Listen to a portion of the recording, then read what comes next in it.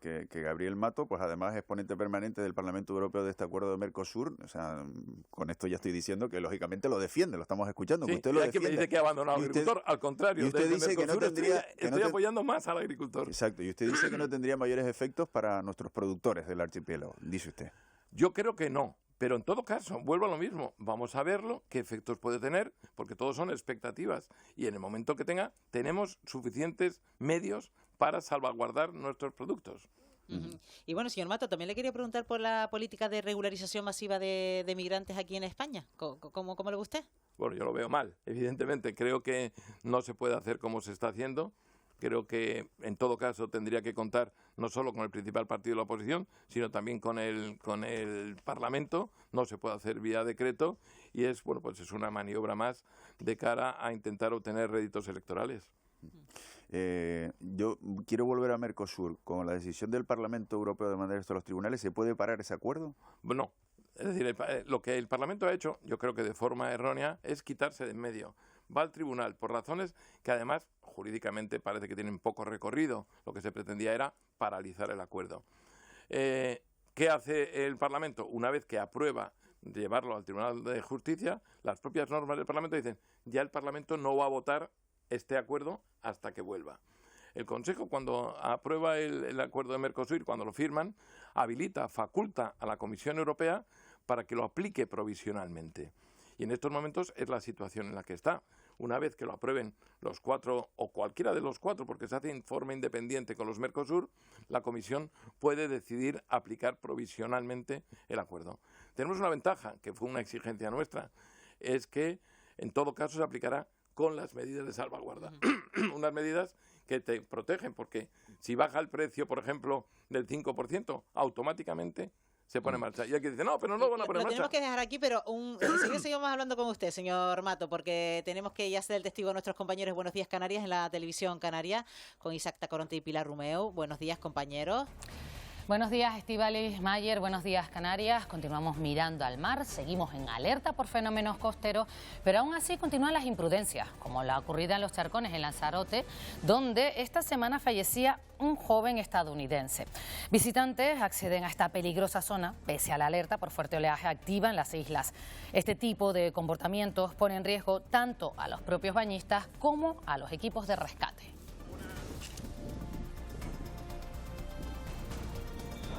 Mira la masa de agua, mira, se lo va a llevar, se lo va a llevar.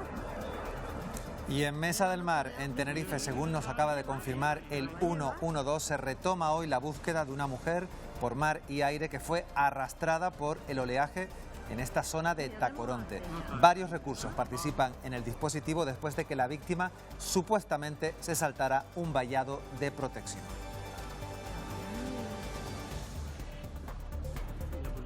Hoy es viernes 30 de enero, comenzamos.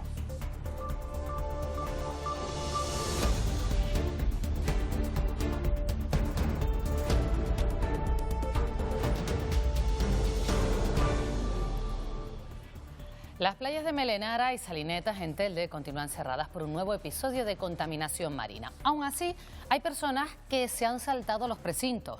El ayuntamiento señala a las aulas de acuicultura y hace un llamamiento a la ciudadanía para no acudir a las playas. La empresa Aquanaria asegura que el vertido no procede de sus instalaciones.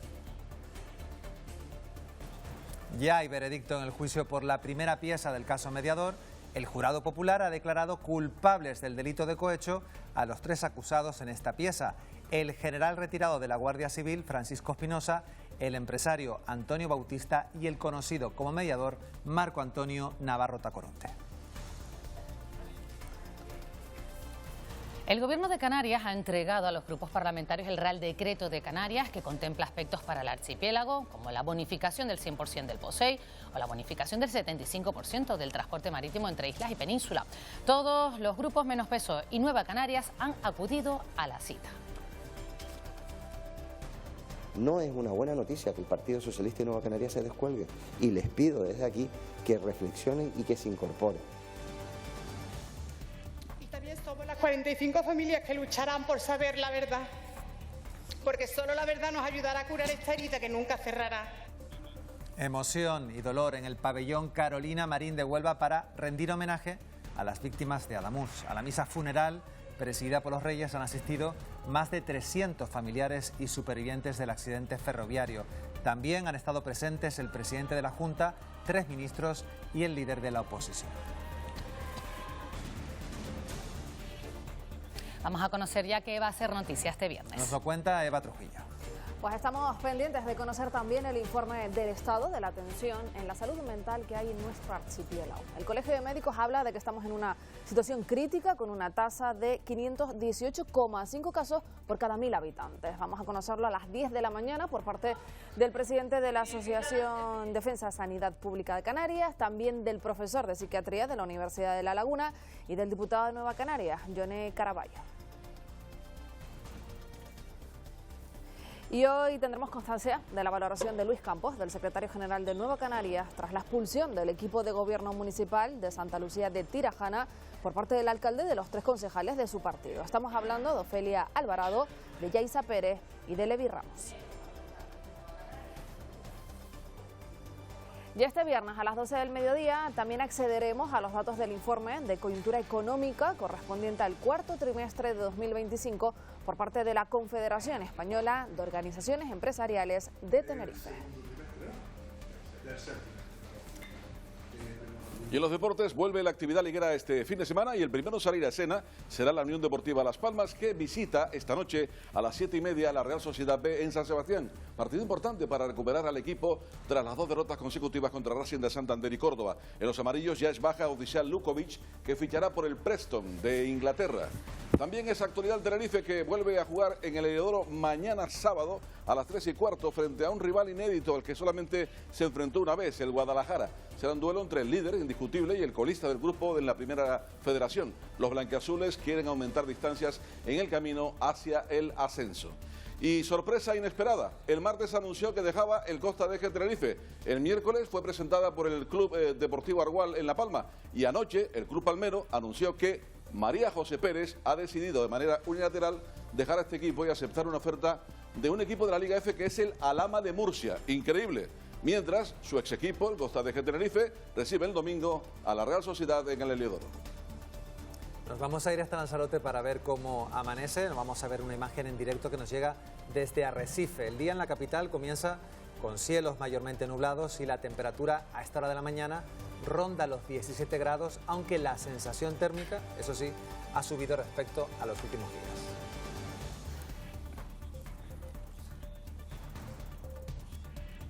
Vamos ya con la previsión del tiempo porque estamos atentos, Vicky, al oleaje. Buenos días, Pilar. Buenos días, Isaac. Buenos días, Canarias. Sí, seguimos teniendo oleaje. Ha mejorado un poco durante la noche el estado del mar, pero volverá a empeorar esta tarde. Hay que pensar que en las costas abiertas al norte, por el oeste de Lanzarote, de Fuerteventura, en parte de la costa oeste de la isla de La Palma, vamos a tener otra vez hoy, esta tarde especialmente, olas que alcanzarán y superarán los 4 metros y medio de altura. Ahora durante la mañana el oleaje está en torno a 3 metros y medio de altura aproximadamente, pero bueno, vamos a tener mala mar no solo hoy, sino también durante buena parte del fin de semana. Por lo demás, nos despertamos con cielos nubosos en Lanzarote, en Fuerteventura, en el norte de Gran Canaria, en algunas zonas del norte de la costa sureste de Tenerife, al norte de La Gomera, en el Hierro y en distintos puntos de la isla de La Palma, especialmente por el norte. Muchas de esas nubes van a dar paso al sol a mediodía y durante buena parte de la tarde, así que tendremos horas de sol en todo el archipiélago, con temperaturas en la costa a mediodía máximas de 20 a 24 grados. Viento de momento de componente norte flojo, se establecerá el alisio a lo largo de esta tarde y aumentará de intensidad, ya lo hemos dicho, seguirá el mal estado del mar, no solo hoy, también la jornada de mañana y probablemente el domingo, incluso el lunes.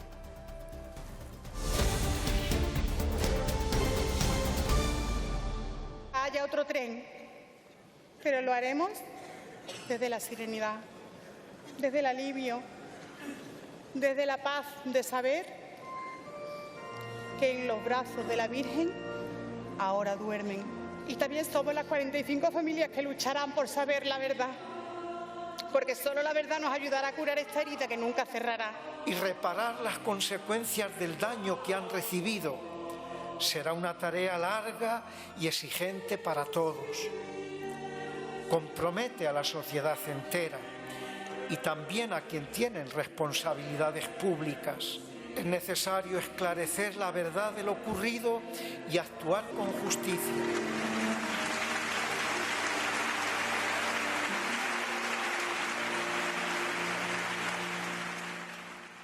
Vamos a hacer un repaso ya a las portadas que nos deja este viernes y comenzamos por Canarias 7, que destaca que el alcalde de Santa Lucía cesa a los 3 ediles de Nueva Canarias, en imagen, en fotografía. Y luego también en el otro destacado los 3 acusados en el primer juicio del caso Mediador, culpables de cohecho. El jurado ha aceptado la tesis de la Fiscalía Anticorrupción y condena al intermediario navarro, el general Espinosa, y al empresario Bautista. Y Diario de Avisos lleva primera: el auditorio de Tenerife se cae a cachos, con varias fotografías año y medio después de la denuncia publicada en Diario de Avisos sobre el lamentable estado del revestimiento de este emblema de Santa Cruz. El Cabildo ni ha ejecutado la reforma ni ha aclarado quién asumirá el coste, titula. Vamos con la prensa nacional. Periódico El Mundo: Puente no se ve responsable. Lo estoy haciendo muy bien, es lo que entrecomilla el diario El Mundo. El ministro de Transportes excusa sus errores en la gestión del accidente y descarta dimitir como le piden PP, Vox y Junts. Y fotografía de emoción y de dolor, declaraciones en el funeral por las víctimas de Adamuz, de la hija de una de las mujeres que falleció. Solo la verdad ayudará a curar esta herida que nunca cerrará. Vamos a ver la situación del tráfico. Vamos a comenzar en la isla de Tenerife. Vemos la TF5 a la altura de Somosierra. Es la entrada norte a la capital. Hasta ahora el tráfico es fluido tanto a la entrada como a la salida de Santa Cruz de Tenerife.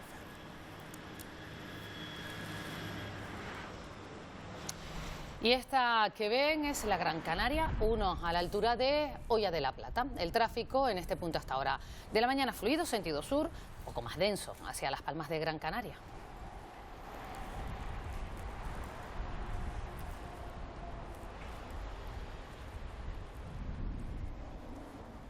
Se retoma la búsqueda en el litoral del norte de Tenerife de la mujer que cayó al mar la noche del miércoles mientras paseaba junto a su perro. Todo indica que la víctima fue arrastrada por un golpe de mar tras saltarse el vallado de protección. Los servicios de emergencia se afanan por tratar de localizar en unas condiciones poco favorables, dado el mal estado del mar en todo el archipiélago. Lorena de Cobos, cuéntanos la última hora.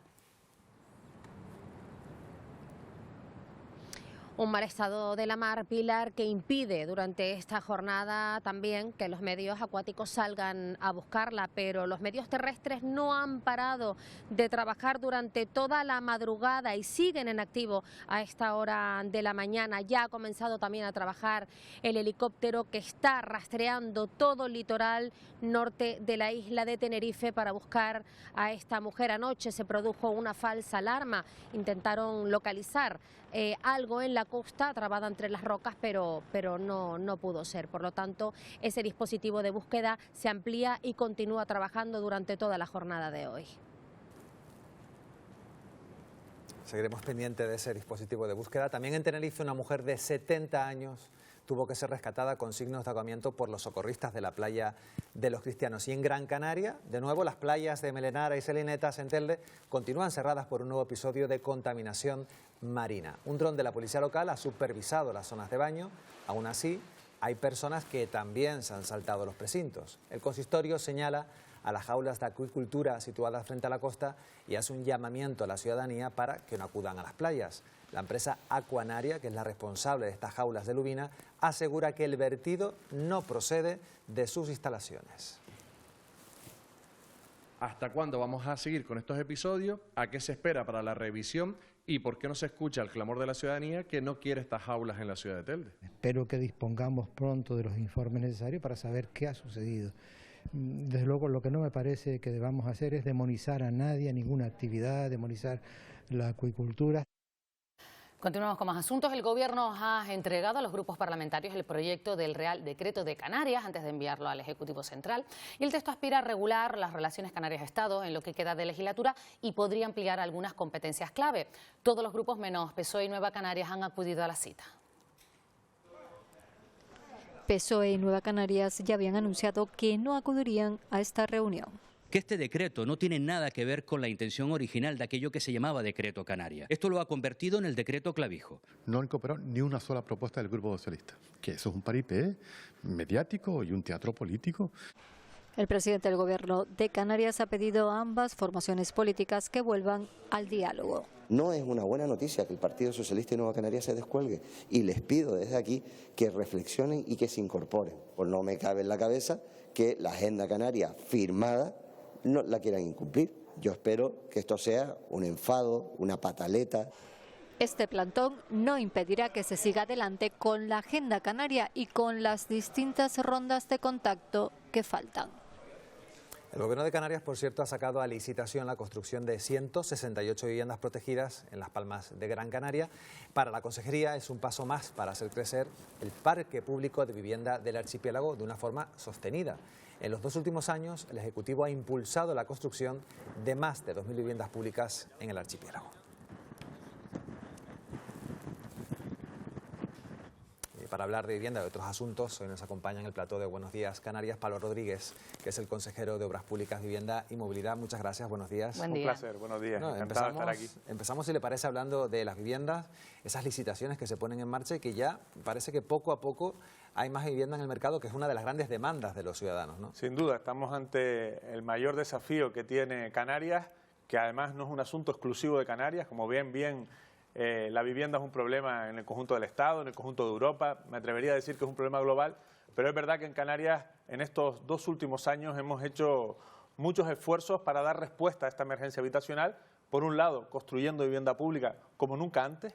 Hemos iniciado la construcción de más de 2.000 viviendas públicas en todas las islas, por lo tanto es un esfuerzo muy importante de más de 300 millones de euros, pero es que además hemos cambiado y modificado prácticamente todas las reglas, todas las normas que tienen que ver con la vivienda, tratando de que este problema, que no es coyuntural, sino que es estructural, pues tenga también respuesta no solo al corto plazo, sino al medio y al largo plazo. En definitiva, que la gente que vive en Canarias pueda tener la posibilidad de tener un hogar en el archipiélago, y eso es el principal objetivo, el principal desafío que afrontamos desde el Gobierno de Canarias, desde la Consejería de Obras Públicas y Vivienda y Movilidad. Usted siempre ha dicho que no hay una varita mágica para solucionar el problema de la vivienda. Crecemos en cuestión de población a un ritmo de 20-25.000 personas nuevos residentes aquí en nuestro archipiélago. Claro, el ritmo de construcción de vivienda que se necesita y viendo la cantidad de gente que cada vez vivimos más en Canarias, no sé cuáles son las previsiones para 2026. ¿Se podrá hacer algo que la gente luego lo note? Sí, efectivamente. El déficit de viviendas, del déficit de oferta de vivienda es muy amplio, ¿no? Es decir, en el año 2008 construíamos o producíamos vivienda en Canarias hasta 35.000 viviendas al año. La población en ese momento estaba mucho más estancada. Lo cierto es que en los últimos años hemos crecido mucho en población y en cambio la producción de vivienda no ha llegado a unas 1.000 viviendas al año, me refiero en la última década prácticamente. En el año 24 incrementamos el número de vivienda, de construcción de vivienda en 4.000. Esto es sector público y sector privado. En el año 2025, que acaba de terminar, hemos superado las 5.000 viviendas. Sigue siendo insuficiente, pero es verdad que hay un cambio de tendencia muy importante en la construcción y producción de vivienda. Nunca vamos a llegar a las 35.000 viviendas que se construyeron en el 2008, pero desde luego estamos en el camino de intentar dar, por fin, una oferta adecuada a la demanda tan importante de viviendas que existen. ¿Pero qué hay que hacer? ¿Qué tienen que hacer los ayuntamientos? ¿Poner, por ejemplo, más suelo? ¿Agilizar las licencias? Bueno, tienen que hacer de todo, como tenemos que hacer de todos nosotros. Es decir, la solución no es exclusivamente pública. Es decir, el sector público tiene que construir vivienda como estamos haciendo, construyendo más de 2.000 viviendas públicas. Pero también es importante que el sector privado vuelva a construir vivienda, tanto vivienda protegida como vivienda libre, porque hace falta toda tipología de vivienda. Cuando un médico no encuentra vivienda para ir a trabajar a Lanzarote, no está solicitando una vivienda pública, está solicitando una vivienda. Y eso también tenemos que ofertarlo. Y para eso es importante la agilización de las licencias, que es algo que nosotros aprobamos el pasado año en un decreto urgente que pusimos en marcha, precisamente para que los ayuntamientos tuviesen herramientas para agilizar por ejemplo, la obtención de licencias urbanísticas. ¿Y qué herramientas tienen, por ejemplo, los ciudadanos que quieren alquilar? Porque también se habla mucho de la compra de vivienda, pero para los alquileres, que están desorbitados también, el gobierno, el ejecutivo, no sé, que se ha planteado deducciones también fiscales para, por ejemplo, las personas que ponen un piso en alquiler. O... Los hemos puesto en marcha en este presupuesto, este año 2026, existen deducciones fiscales, también existieron en el año 2025 para los propietarios de viviendas que pongan su vivienda en régimen de alquiler, que la tengan cerrada o la tengan con otro uso y la pongan en régimen de alquiler, tendrán una deducción en la IRPF de hasta 1.200 euros. Por lo tanto, estamos movilizando, como digo, todas las herramientas, todos los instrumentos para ser atractivos. Somos plenamente conscientes que tenemos que incrementar la oferta. Es importante también darle seguridad jurídica a esos propietarios. También estamos buscando fórmulas para darles esa seguridad jurídica y, por tanto, que al final tengamos muchas más viviendas en alquiler. Hace 4 años, 5 años, había un 40% más de oferta de viviendas en alquiler que lo que hay ahora. Lo podemos observar en cualquier portal inmobiliario, en donde antes encontrábamos en Santa Cruz de Tenerife, en las Palmas de Gran Canaria, un número importante de viviendas en régimen de alquiler, y hoy eso se ha reducido de manera exponencial. Un apunte más sobre vivienda. Miramos a Europa porque se ha hablado, ustedes insisten en Europa en que hay que limitar la compra de vivienda por parte de extranjeros que no vayan a residir. El gobierno estatal también habla de limitar la compra a los que no vayan a vivir en ella. ¿Eso qué recorrido tiene? Porque legalmente ya nos han dicho algunos expertos que a ver si se puede, ¿no? Porque estamos en la Unión Europea y eso no se negoció cuando en los inicios, ¿no? Sí, estamos convencidos de que tiene recorrido y que es posible. Si no, no iniciaríamos este camino, un camino sin fin. Pero estamos convencidos que es posible. ¿Por qué es posible? Por nuestra condición de región ultraperiférica y precisamente la consideración que tiene el Tratado de Funcionamiento de la Unión Europea a través del artículo 349 a las regiones ultraperiféricas, que dice que las directivas y las normas comunes de la Unión Europea pueden tener excepciones precisamente en las regiones ultraperiféricas. Y ese es precisamente el camino que estamos emprendiendo, que se ha sumado el Estado, y que es una buena noticia que el Estado se haya sumado a la propuesta del Gobierno de Canarias, y que tiene un impacto real. Es decir, 1/3 de las viviendas en Canarias la han adquirido en los últimos años extranjeros no residentes. Es decir, personas que no viven en Canarias, que la compran prácticamente como negocio. Y eso creo que es fundamental. Hay dos cuestiones que son estructurales, que nosotros hemos tratado de cambiar. Una es esta, y la otra es que las adjudicaciones de las viviendas públicas no sean por un sorteo, sino sean precisamente poniendo en valor parámetros sociales y económicos, y sobre todo priorizando a los que ya vivimos aquí, es decir, a los que residen de los últimos 10 años al menos en Canarias, es decir, que las viviendas sean para la gente de Canarias, ¿no? Sí, la situación personal de cada una de las personas que la solicita. El tiempo pasa, pero queremos hablarle también de obras públicas. Las carreteras son numerosas. Usted ha dicho, por ejemplo, que la Gran Canaria 1 ahora se enfrenta en la obra más importante de los próximos 10 años. También muy contento, le hemos visto en declaraciones con lo que ha sucedido en La Palma. Hoy también vemos esa luz verde para el tercer carril desde San Isidro a Oroteanda, que sale publicado en prensa. Hablando en general, pues muchas licitaciones que están saliendo para mejorar las carreteras, ¿no? Bueno, en estas últimas, me atrevería a decir, semanas, hemos dado un impulso muy importante a la obra pública y a la licitación de obra pública. Concretamente hemos licitado en torno a 400 millones de euros de obra pública, algo que no tiene muchos precedentes a lo largo de nuestra historia reciente, y que precisamente van a suponer pues la mejora de infraestructuras que llevábamos años y años hablando de ellas, pero que es verdad que no se habían actuado sobre ellas. Y me refiero a la autopista del norte de Tenerife, a la TF5, me refiero a la autopista de Gran Canaria, la Gran Canaria 1, la que une Las Palmas con el sur, me refiero también a otras obras como puede ser en La Palma o en la isla de Fuerteventura, obras que llevamos muchos años hablando, es decir, todos éramos conscientes de la necesidad de obras o de ampliar la capacidad de la vía en la autopista del norte de Tenerife desde hace muchísimos años, todos estábamos absolutamente convencidos de también la necesidad en la Gran Canaria 1, pero nunca habíamos actuado. Y por fin hay obras, están en la plataforma de contratación, están las empresas presentando sus ofertas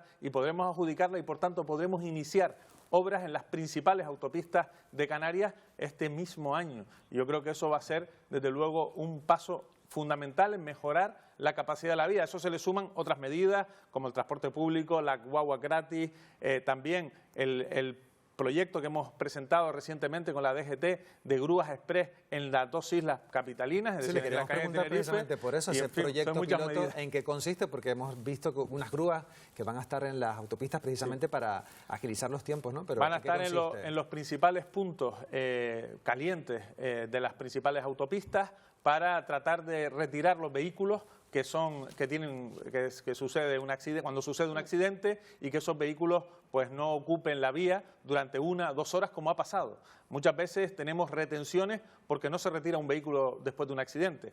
Esa retención express, esa retirada express, lo que va a provocar es tratar de garantizar una mayor fluidez en la vía.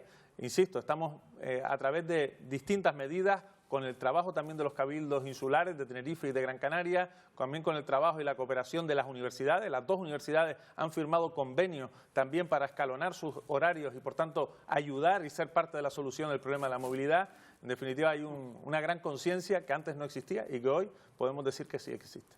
Que la movilidad es desde luego muy importante, lo sufrimos a diario todas las islas, principalmente las islas más pobladas, y queríamos preguntar, pues ya para terminar, si considera que hay alguna forma de mejorar esa movilidad, pues están haciendo acciones, por ejemplo, ese horario escalonado en las universidades públicas. No hay una sola solución, como bien hemos dicho, hay muchas soluciones, hay que intentar, al final el acuerdo con la universidad ayuda, hay que también tratar de acuerdos con los parques empresariales, con las zonas industriales, hay que buscar en definitiva muchas medidas. Creo que a largo y medio plazo tenemos que apostar por los trenes, tanto en Tenerife como en Gran Canaria. Hemos dado pasos importantes también. El año pasado firmamos por primera vez un convenio, un protocolo con el Estado para garantizar la financiación de esos trenes de cara a los próximos años. En definitiva, creo que hay que hacer muchas cosas. No hay tiempo, porque al final, efectivamente, la gente le afecta de manera directa a la ciudadanía las retenciones, la falta de fluidez en las principales vías. Al final son tiempo de vida que pierden, y por eso nosotros estamos, insisto, muy concienciados con obra pública, con medidas de movilidad, con la apuesta también, que insisto siempre, por el transporte público colectivo, por las guaguas. Creo que hemos incrementado el número de usuarios en un 40% en los últimos años. Es un dato absolutamente excepcional, y tenemos que seguir teniendo más guaguas, mejorando la capacidad de las guaguas, mejorando cada vez la comodidad de las mismas, y por tanto siguiendo apostando por el transporte público colectivo. Muy bien, pues Pablo Rodríguez, consejero de Obras Públicas, Vivienda, Movilidad, gracias por venir hoy al Buenos Días Canarias. Gracias a ustedes, un placer. Buenos días.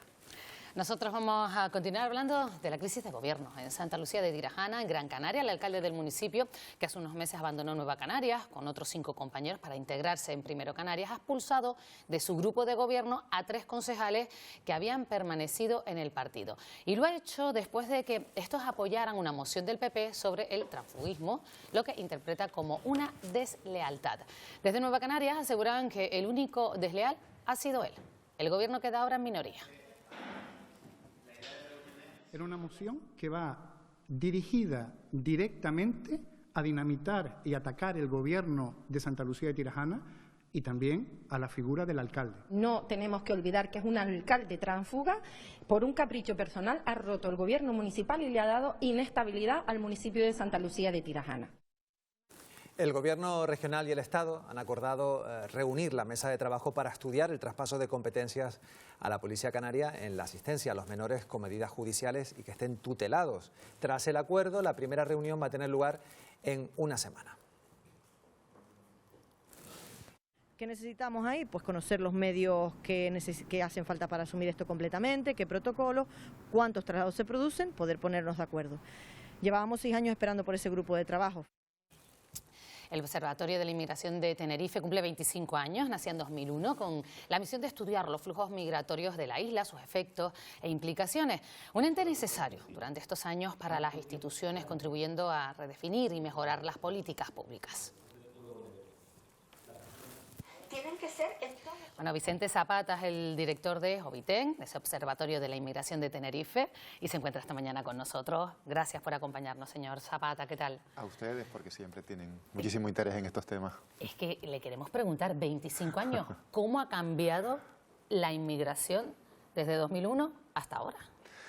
Bueno, ahora somos muchas más personas en esta región y una parte de ese crecimiento tiene que ver con la llegada de personas muy diversas, de diferentes puntos del mundo, del planeta.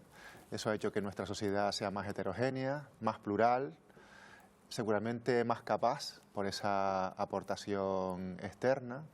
Y bueno, yo creo que somos una sociedad bastante diferente a la que éramos en el año 2001, cuando nosotros empezamos a investigar un fenómeno complejo y cuya comprensión seguramente nos va a dar las mejores claves para poder gestionarlo adecuadamente. ¿Y cómo ha cambiado? Le preguntaba a mi compañera Pilar cómo ha cambiado la migración, cómo ha cambiado el discurso anti-inmigración, porque parece que ahora hay bastante un discurso de racismo y de odio, ¿no?, respecto a la llegada de inmigrantes. Se está viendo incluso con fines partidistas en algunos casos. Fíjese que yo me gustaría verlo al revés, ¿no?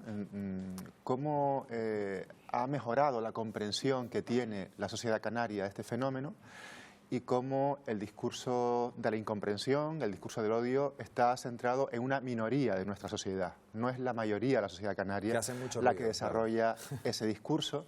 Es un discurso que está muy centrado en ciertos colectivos, en ciertas sensibilidades, pero realmente creo que este proceso que hemos seguido en Canarias en los últimos 25 años, donde más personas han tenido contacto directo con personas migrantes que han llegado y se han generado valiosas relaciones sociales, ha contribuido a que el conjunto de nuestra sociedad enfrente de forma diferente la migración. Y por eso en muchos lugares se reconoce que Canarias, pese a aumentar considerablemente su población, no se han generado conflictos graves, no hay una animadversión generalizada hacia la inmigración, al contrario, hay una situación realmente importante, incluso en momentos de intensificación migratoria, por ejemplo, por vía marítima, donde en otros lugares quizás la reacción ha sido enormemente contraria, Canarias ha reaccionado de otra manera, ¿no? Entonces, a mí me gusta verlo de la otra manera, ¿no? Bueno, ve el vaso medio lleno, en su caso. Sí, porque realmente lo creo y pienso que es así. Y ahí estructuras como la nuestra creo que han aportado, las dos universidades públicas canarias han aportado elementos de valor para mejorar la comprensión de las migraciones. ¿Y nos podría hacer una radiografía del perfil del migrante que llega aquí a las islas para vivir aquí, en nuestro archipiélago? Bueno, yo creo que al contrario de lo que pensamos y lo que piensan fuera de aquí, tenemos una inmigración muy diversificada. La mayor parte de las personas que se encuentran entre nosotros son personas que han nacido en Europa, que han nacido en otros países latinoamericanos, siendo la inmigración africana y asiática minoritaria todavía, ¿no? Entonces tenemos un perfil de migración muy diversificada y además que llega por diferentes motivaciones. No tenemos una migración, digamos, unidireccional, ¿no? Tenemos personas que vienen a residir, personas que vienen a emprender, personas obviamente que vienen a trabajar, atraídas por nuestro mercado de trabajo, por nuestra economía. Recordemos que la economía es el principal factor de atracción de la población que viene de otros lugares. Entonces tenemos un conjunto de personas muy diversificado, de diferentes edades y que llega con diferentes motivaciones y que se ha ido instalando en más lugares de la geografía regional. Lo que era hace años un fenómeno que estaba muy localizado en lugares concretos de nuestra geografía, ahora se ha extendido al conjunto de la región, habiendo lugares como por ejemplo los sures de las dos islas capitalinas o Fuerteventura y Lanzarote, donde quizás la intensidad migratoria ha sido mayor y por eso tenemos que hacer más esfuerzo para trabajar a favor de la convivencia intercultural en esos lugares, que quizás es el reto que tiene Canarias en los próximos años. Hablaba usted del perfil de ese inmigrante, el perfil que supongo que habrá cambiado en estos 25 años, ya para empezar, tal como usted comentaba, en cuanto a dónde va, ¿no? Ha cambiado el lugar donde se asienta y en cuanto a su perfil, porque hablaba ahora de personas tituladas, con formación, que vienen a trabajar, en estos 25 años, ¿cómo ha sido esa evolución? También si ha habido más hombres, más mujeres. Bueno, la información nos dice que ha habido una feminización de la inmigración. Seguramente al principio llegaban más hombres vinculados a la economía, al mercado de trabajo, a la demanda específica del mercado de trabajo. Eso no ha cambiado, obviamente sigue siendo así, pero ha habido una mayor llegada de mujeres, ¿no? Fundamentalmente porque la migración latinoamericana de diferentes países americanos, como puede ser Venezuela, Cuba, Colombia, Argentina, ha aportado pues muchísimas mujeres a nuestras estructuras sociales, ¿no? Entonces, bueno, por ahí sí tenemos un elemento de singularidad, ¿no? Y luego tenemos una mayor diversificación en cuanto, por ejemplo, a la llegada de familias, al reagrupamiento familiar también, a la ampliación, por ejemplo, de la migración africana, que ahora es bastante más diversa que lo era al inicio, y llegando incluso a más islas, no solamente centrándose en la isla de Gran Canaria, que era quizás la puerta de entrada a la migración africana en el pasado. Yo creo que hemos ido hacia un marco migratorio mucho más rico y mucho más con más capacidad de aportar a nuestra sociedad. Esta semana se ha aprobado la regularización de medio millón de migrantes, más o menos se calcula, unos 40, 45.000 aquí en Canarias, para que se les dé la residencia. ¿Qué beneficios puede tener y qué riesgos? Riesgos ninguno. si pensamos que vamos a normalizar la situación de una persona que es nuestro vecino o nuestra vecina, que está en una situación enormemente precaria, que no ha podido tener su documentación en regla, ¿no? Que va seguramente a trabajar con sus documentos, ¿no? Con su situación regularizada, ¿no? Intentando que el trabajo que a veces hace en la economía informal, en la economía sumergida, pueda emerger, y que además se pueda incorporar, ¿no? A nuestra dinámica social, vecinal, con normalidad. Yo creo que riesgo no va a tener ninguno, realmente es una excelente noticia, y nuestro reto es trabajar para que esa normalidad llegue a la comunidad, es decir, que la comunidad de alguna forma sea protagonista de todo ese proceso, y que además los gobiernos obviamente pongan todos los medios para que el mayor número posible de personas pueda regularizarse y por lo tanto pueda acceder a derechos, que es de lo que se trata aquí. Vicente Zapata, director del Observatorio de la Inmigración de Tenerife, muchísimas gracias por habernos acompañado y enhorabuena por esos 25 años y que sean muchísimos más por delante con esos retos que decía usted, que van a trabajar a favor de la buena convivencia, ¿no? Por lo menos aquí en nuestro archipiélago. Gracias, que tenga un buen día. Gracias, igualmente. Gracias. Y nosotros conectamos ahora con Eva. Empezamos con una última hora, cuéntanos. Sí, Pilar, estamos hablando de un accidente en la autopista TF5 en Tenerife entre un coche y una moto en el municipio de La Matanza, dirección norte, en concreto en el kilómetro 25. Hace solo una media hora que se ha producido. Ahí está viendo la imagen y está provocando importantes retenciones. Por el momento hay 2 personas afectadas, según nos confirma el 112, pero desconocemos la gravedad. Están actuando los recursos de emergencia, así que mucha precaución y paciencia si tienen que coger a esta hora de la mañana esta vía, la TF5 a la altura de La Matanza.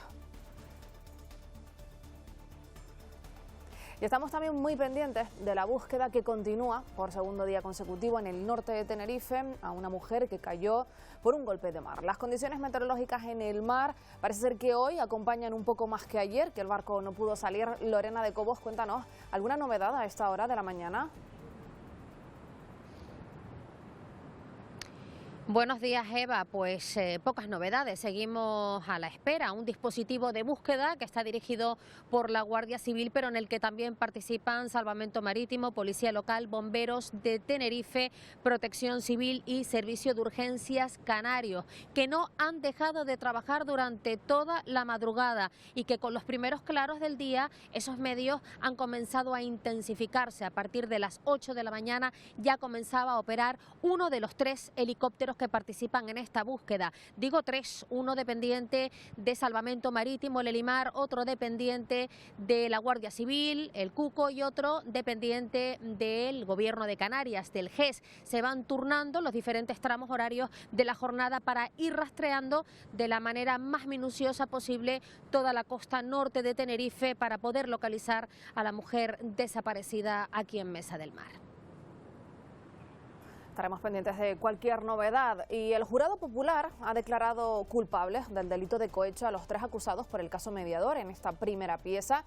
Ahora el tribunal determinará la condena, que no será superior a 1 año. Hablamos del general retirado de la Guardia Civil, Francisco Espinosa, del empresario Antonio Bautista y el conocido como Mediador, Marco Antonio Navarro Tacoronte. Un caso que juzga, recuerden, presuntos sobornos para conseguir contratos en el sector de la energía solar en las islas.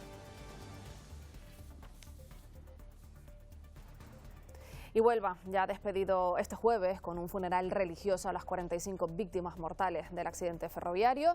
Tarde de dolor y de emoción. A la misa funeral acudieron los reyes, que no dudaron en acercarse y abrazar a los familiares de los fallecidos. Asistieron más de 300 familiares y también supervivientes de este accidente. Las víctimas han lanzado un mensaje claro. Quieren saber la verdad para poder curar una herida que aseguran nunca cerrará.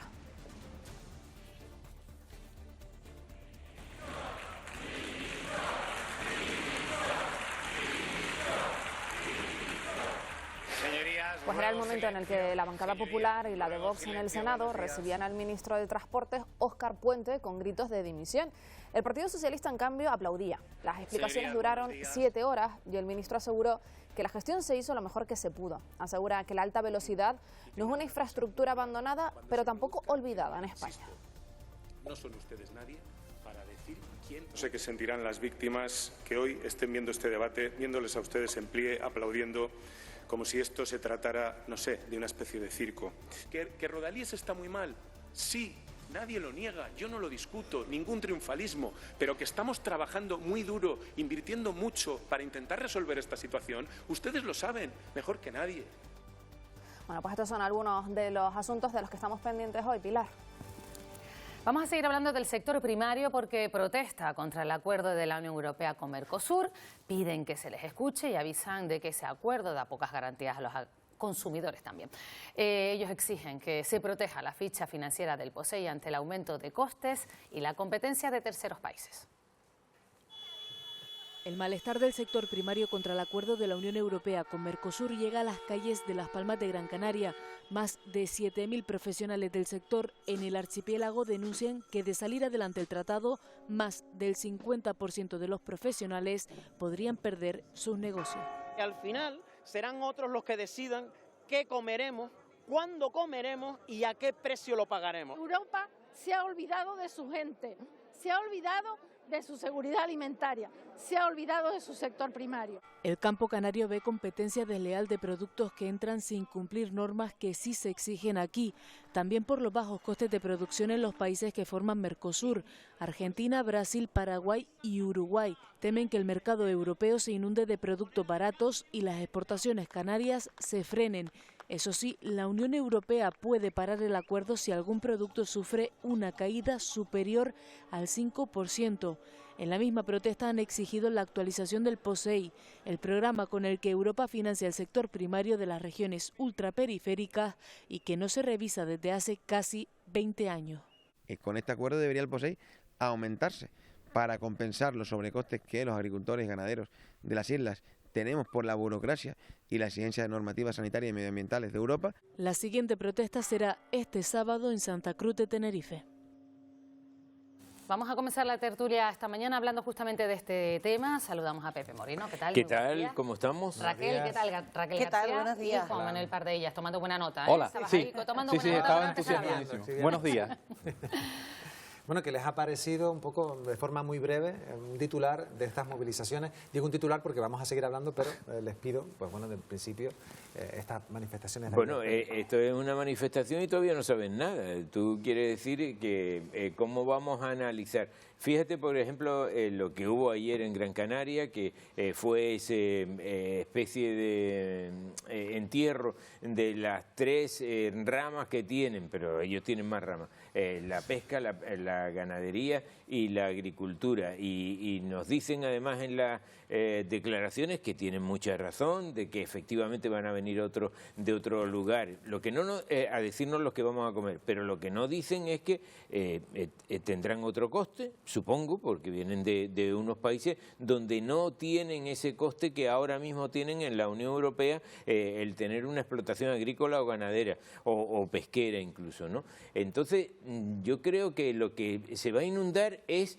de competencia, de una libre competencia, el mercado. Otra cosa sea lo que sucede con la gente del sector primario, pero hay una... En Canarias no tanto, porque en Canarias ten en cuenta que, por ejemplo, no pueden entrar ni frutas ni productos de otras regiones que no sean las Canarias, y que aquí estamos preservados, que algunas veces también lo estamos pagando con nuestro dinero.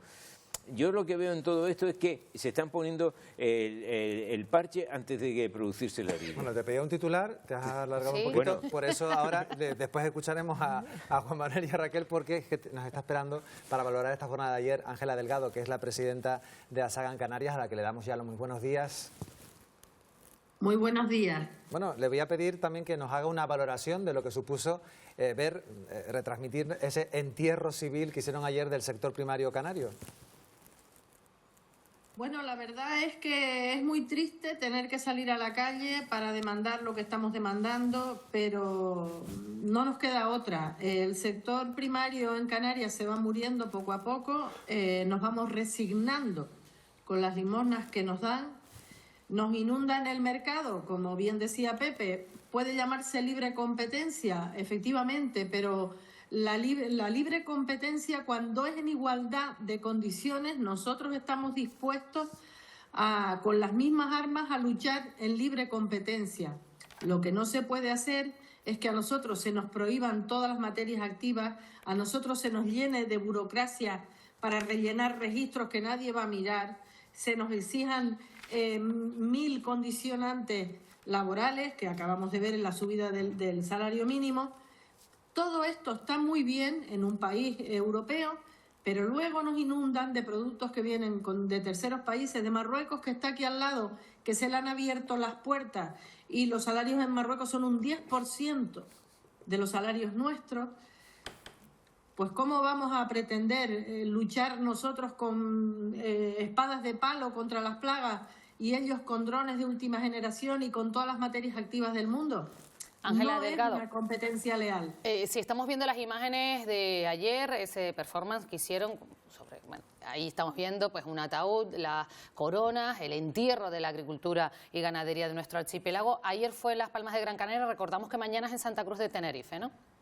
Mañana a las 11, frente a la subdelegación del Gobierno en la calle Méndez Núñez, esquina Viera y Clavijo, esquina con el Ayuntamiento, vamos a tener la concentración en Tenerife, sí. Pues muchísimas gracias. Vamos a seguir en el tiempo de tertulia, conociendo la opinión de los tertulianos. Gracias como siempre. Ya estuvo con nosotros estos días Ángela Delgado por atendernos en Buenos Días Canarias. Invito a la ciudadanía a acompañarnos porque se juegan su soberanía alimentaria, se juegan el poder comer más barato siempre que hay producto local, aunque sea más caro. Hacemos regulamos el mercado. Cuando aquí no haya nada que vender, traerán el producto de fuera al precio que quieran, porque no habrá competencia. Gracias, Ángela Delgado. Que tengan un buen día. Buen día, gracias. Bueno, pues ellos alertan, como ves, Raquel, Juanma, bueno, no están de acuerdo, dicen que es una competencia desleal, que las medidas de seguridad y alimenticias que se les exige aquí en la Unión Europea a los canarios no son las mismas que se les exige a estos países que pertenecen a Mercosur. Y en cierto modo tiene razón, o sea, al margen de... O sea, que por un lado podríamos hablar de la soberanía alimentaria, pero en cierto modo es como estar jugando un partido con distintas reglas del juego. Es decir, es que yo no entiendo la dificultad de comprender, pero vamos, pasa con la agricultura y pasa con otro tipo de sectores. Pero si estamos, cuando nosotros compramos una cosa en países donde los costes pues son menores, donde las burocracias, cuando digo burocracia es porque la burocracia es un coste. El sector primario tiene que, en un país como España, en la Unión Europea, tiene que cumplir una serie de salarios mínimos, porque queremos que la sociedad tenga sus salarios y tenga ese nivel de bienestar. Tiene que cumplir una serie de características o de tratamientos para que podamos cumplir con la sostenibilidad, con los objetivos 2030, con la conservación del territorio y además la salud para todos los que consumimos esos productos. Pero luego resulta que llegamos a un acuerdo que bien es cierto que el acuerdo de Mercosur no está basado única y exclusivamente en los productos agrícolas, son muchas otras cosas, pero si luego compramos de fuera, de países donde cobran un cuarto de lo que cobramos nosotros, donde esos productos fitosanitarios o esas materias activas no se les piden a ellos y aquí el agricultor sí tiene que incluirlas, es como jugar un partido donde en un país juegan 24 contra un equipo de 6 porque allí se lo permiten y aquí no. Yo sí estoy preocupado con toda la campaña que se ha despertado con la protesta de los agricultores de aquí, que por otro lado ya es un sector muy castigado, que no tiene renovación de la edad, desprestigiado socialmente, con poco apoyo por parte de todos nosotros y especialmente institucional. Yo estoy muy preocupado porque desde niño vengo comiendo pollo de Brasil. Y a lo mejor algunas de las cosas que me pasan en la piel viene por eso, porque el 90% de los consumidores canarios hemos comido pollo de Brasil durante los últimos 30 años y ahora resulta que de la noche a la mañana nos vamos a contaminar. Pues no es así, es decir, y en primer lugar el texto del acuerdo Mercosur contempla también muchas ayudas y compensaciones a los efectos que pueda suponer la venta de productos que vengan de Latinoamérica. En segundo lugar, se inunda de productos baratos, no es así, y si fuera así es lo que está ocurriendo en todos los sectores a donde miremos, desde los coches hasta el comercio. O es que nosotros no compramos por internet a China ¿O es que la venta online en Canarias, precisamente en Canarias, uno de los territorios de España donde más se ha disparado comprando hacia el exterior y productos mucho más baratos? Y el comercio se ha tenido que poner las pilas y los coches se han tenido que poner las pilas. Y otra cosa, hay 4 puntos importantes del acuerdo de Mercosur. El agua, los salarios, es verdad que en ese sentido nosotros estamos un pasito más adelante, pero la electricidad también. ¿O es que nuestros agricultores, por ejemplo, no se han dado cuenta que no están al nivel de la producción eléctrica sostenible que la mayoría de todos estos países sí tienen, por ejemplo? Entonces, quiero decir, aprendamos lo bueno que nos viene de este acuerdo y apliquemos y demandemos las ayudas que nos corresponden, claro, en caso de que nos veamos perjudicados. Porque la mejor manera, y yo estaba oyendo a Raquel y estaba diciendo, bueno, por ejemplo, a Marruecos le compramos muchos huevos, no le vendamos las jaulas para tener las gallinas, que han salido de Canarias y que han salido de otras partes de la Unión Europea porque salió una normativa que decía que no podía tener tantas gallinas. Sí, entonces, oye, pues no se lo vendamos. No, pero las preocupaciones son distintas y hay que discernirlas. Sí, una cosa es la preocupación porque nos contaminemos, bien es cierto que consumimos, y más Canarias, productos de todas partes del mundo.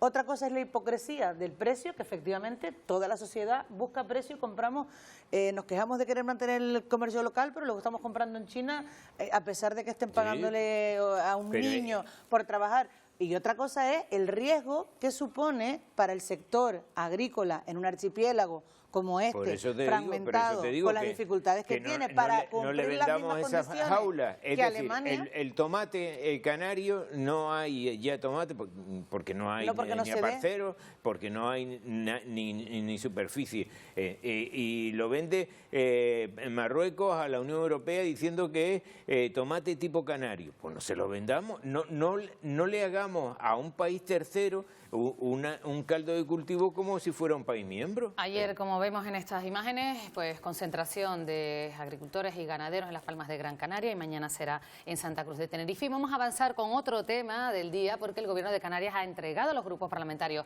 ese Real Decreto de Canarias, que es un documento con el que se busca que el Estado financie aspectos esenciales para las islas y, entre otras cuestiones, contempla la bonificación del 100% del POSEI, de esa ayuda europea, o la bonificación del 75% del transporte marítimo entre islas y península, pero también planes de empleo, carreteras, vivienda pública o dependencias. Un texto que se votará el próximo lunes en el Consejo de Gobierno.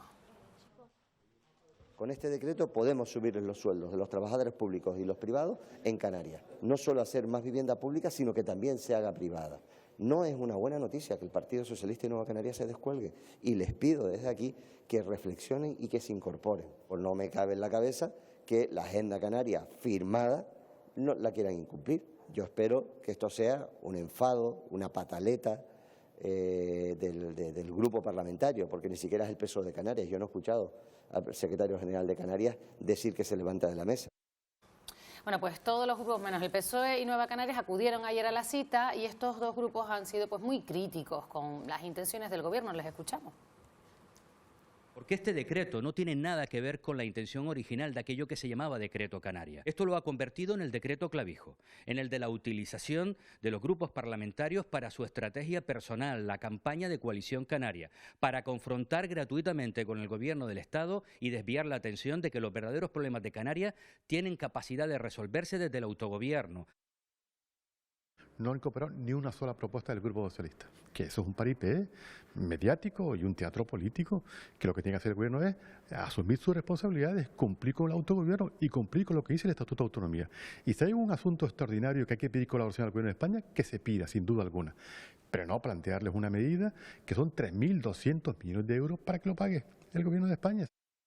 Vamos a ver qué opinan nuestros tertulianos. Juan Manuel, Decreto Canarias, dos grupos que se levantaron, que no acudieron a la Pues yo estoy a favor del blanco y del negro, es decir, tiene razón el presidente de Canarias en que tiene que ser un movimiento único, global, una sola voz de Canarias, como único funcionan las cosas en este país. Toda la sociedad catalana se moviliza en favor de sus intereses. La sociedad vasca igual, los gallegos igual, los extremeños igual, nosotros igual. Lo que no entiendo es, por parte de las fuerzas políticas que no se han sentado, o sea, sentarse a hablar Es lo mínimo que se pide a cualquier representante de los ciudadanos. Sentarse a hablar, hay que sentarse hasta la extenuación. Pero es verdad que es una carta a los Reyes Magos, es verdad que en ese documento, que yo no sé si lo han leído todos los espectadores, pero les invito a que lo lean, es una carta de los Reyes Magos con reivindicaciones históricas de cuando yo era niño y las calles eran de tierra. Es decir, a mí me sorprende mucho que este documento lo apoye y lo firme un partido que está en el gobierno como el Partido Popular, porque durante muchísimos años ha gobernado en España y ninguna de las muchas reivindicaciones que están en ese documento las ha aprobado. Me alegro muchísimo que haya cambiado la opinión.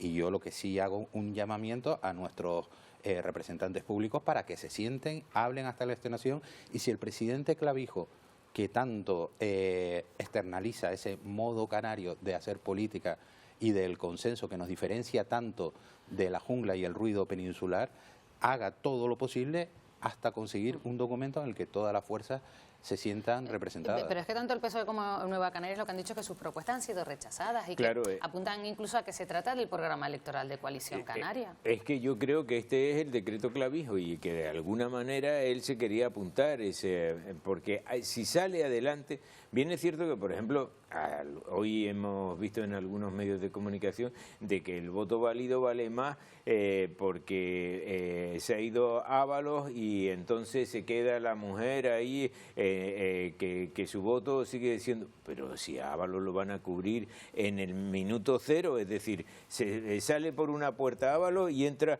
una señora que además, por Valencia, que además tiene una condena por conducir ebria y que va a sustituirlo en el escaño, y que de esa manera asegura, a pesar de que Ábalos no ha votado nunca en contra, pero volviendo a este decreto, es que me da la sensación de que esa carta a los Reyes Magos, que ya lo habíamos visto, que lo vimos durante su tramitación, que algunos dijeron, pero oiga, ¿esto qué es? Esto es poner por poner. Yo me acuerdo cuando íbamos a una reunión y decíamos, vamos a pedir y usted más, los 3 huevos duros y usted más. Y lo ponía el tío en aquella carátula. Yo lo que me da la sensación de que esto no va a salir, entre otras cosas porque nadie se lo quiere apuntar al presidente del gobierno, ¿no?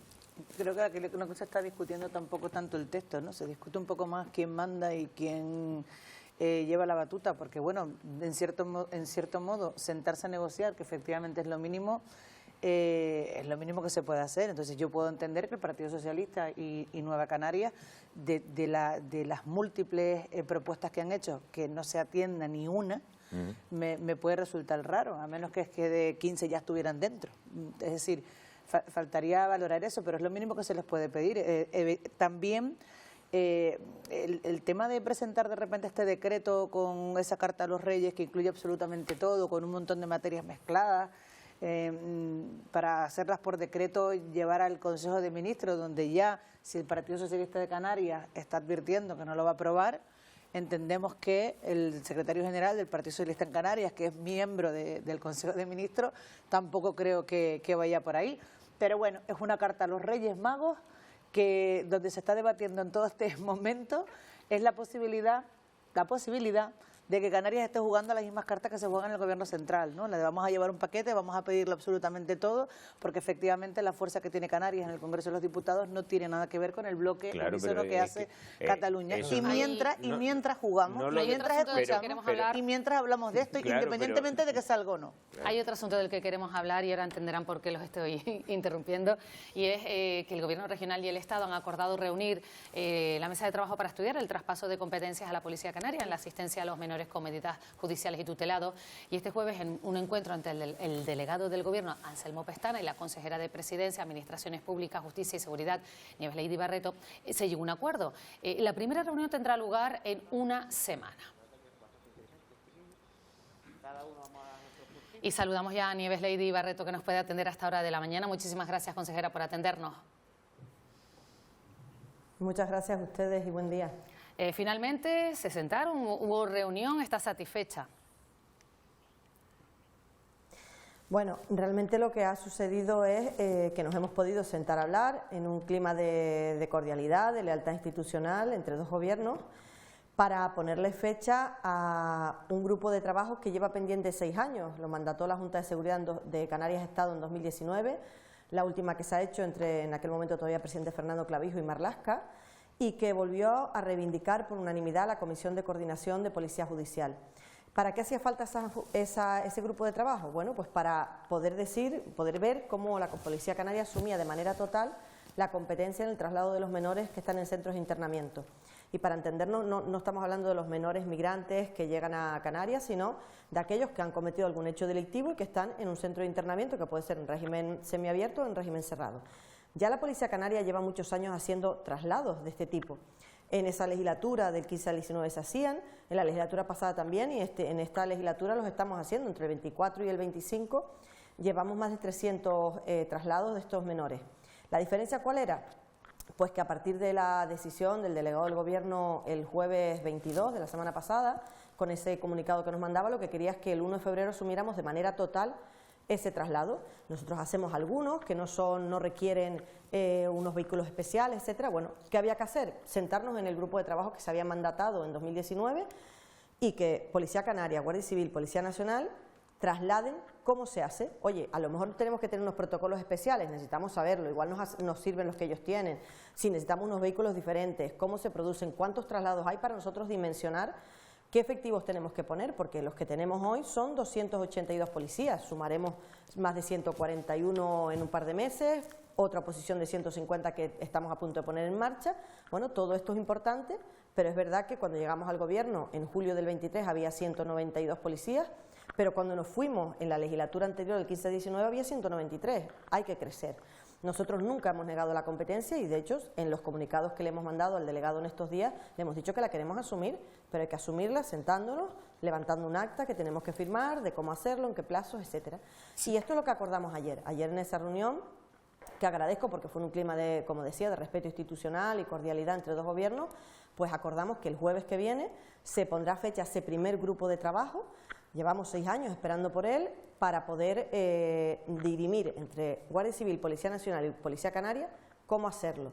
Y yo lo que le decía ayer al director general de Seguridad es que si ese acuerdo se puede llevar en una reunión, pues mejor una que 2, y si pueden ser 2 y no 3, pues mejor. Cuanto antes cerremos esto y veamos cómo hacerlo y de qué manera, porque igual necesitamos algún plazo escalonado para poder asumirlo de manera total, pues mejor para no estar perdiendo el tiempo. Y yo creo que esto es lo que hemos acordado ayer, pues con espíritu constructivo todos. Consejera, usted ha reconocido que las competencias evidentemente corresponden al Gobierno de Canarias, pero esta semana le hemos escuchado que lo que le molestaba era la forma en la que se había comunicado, a través de una carta, de forma unilateral. Eso por un lado, y luego de otra pregunta que le quiero formular, no sé si maneja cifras de cuántos traslados ha realizado precisamente este cuerpo de policía aquí en el archipiélago. Bueno, por lo último, nosotros entre el 2024 y el 2025 hemos hecho 304 traslados. Obviamente la Guardia Civil y la Policía Nacional hacen más y asumen los más complejos, como decía antes.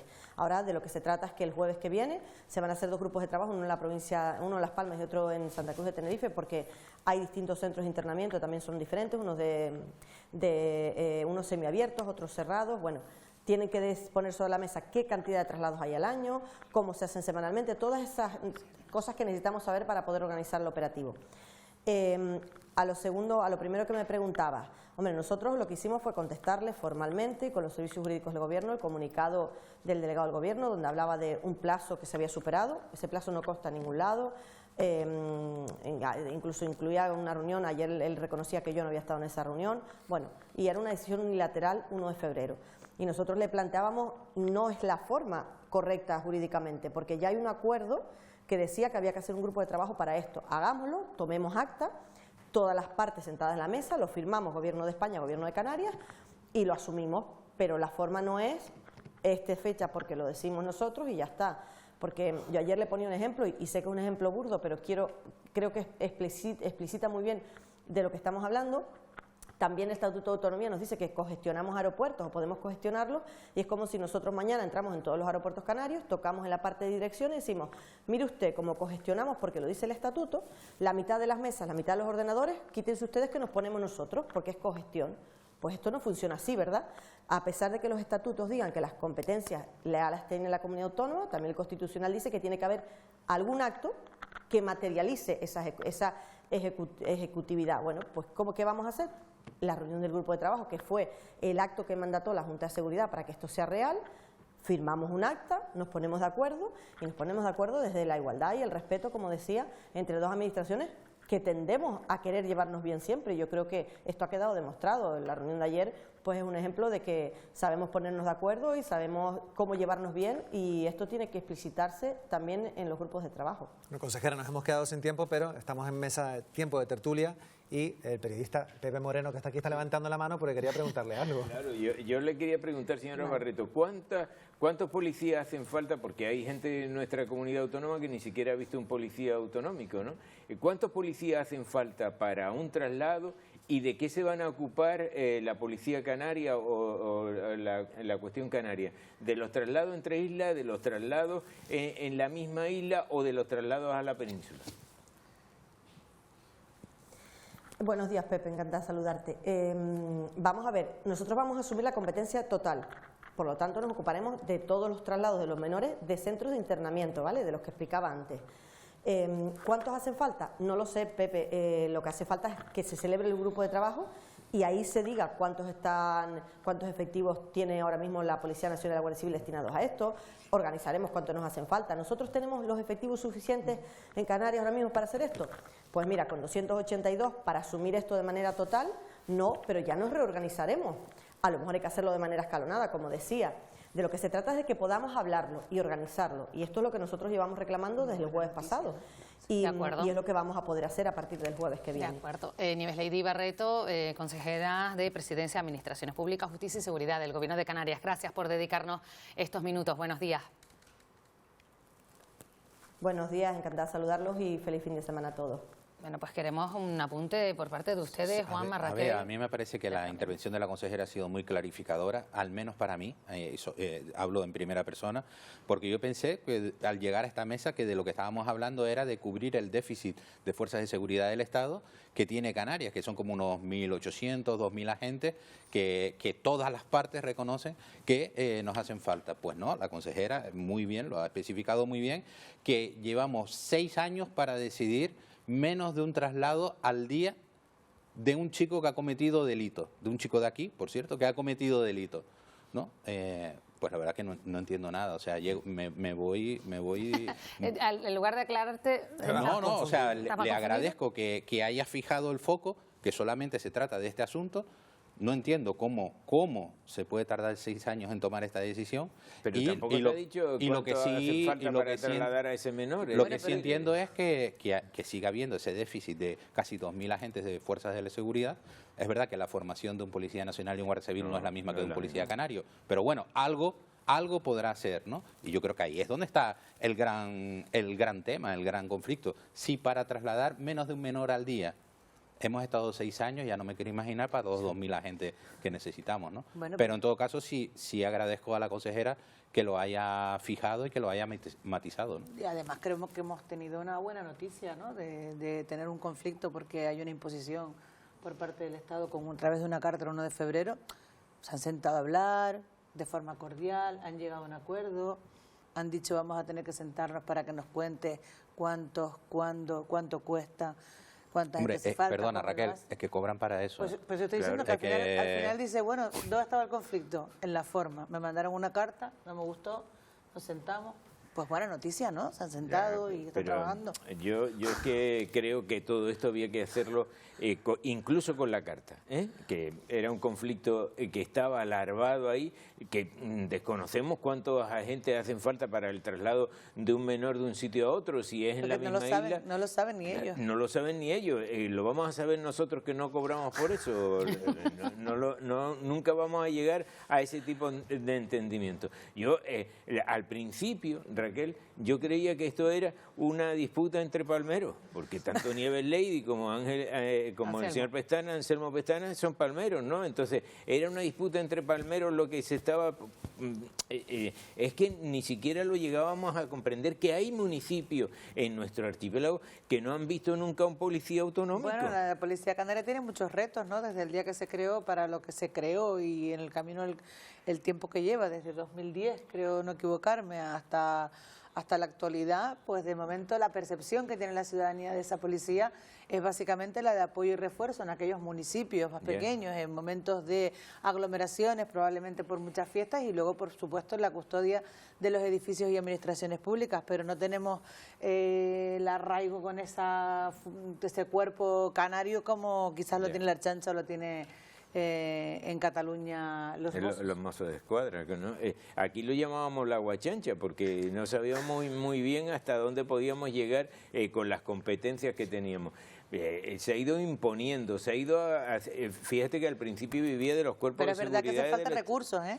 Sí, o sea, pero es que montar los recursos... una policía y poner un uniforme no es poner a 200 agentes. Claro, hace falta una formación, hace falta un examen. Si quieres llegar a ese nivel tendrás que tener recursos para luego asumir esas competencias. Ella nos ha dicho que va a haber más policía. Ahora mismo 282, 141 en unos meses, 150 en unos oposiciones. Hombre, ya, a ver, hay que hacerlo ya, hay que meter también esto en el decreto canario, ¿no? Pues entonces ya el decreto canario, las peticiones ya se van. La Carta de los Reyes. Pues muchísimas gracias, Pepe, Raquel y por habernos acompañado esta mañana en esta tertulia de Buenos Días Canarias, y nosotros hasta ahora conectamos de nuevo con nuestra compañera Eva porque seguimos pendientes del mar.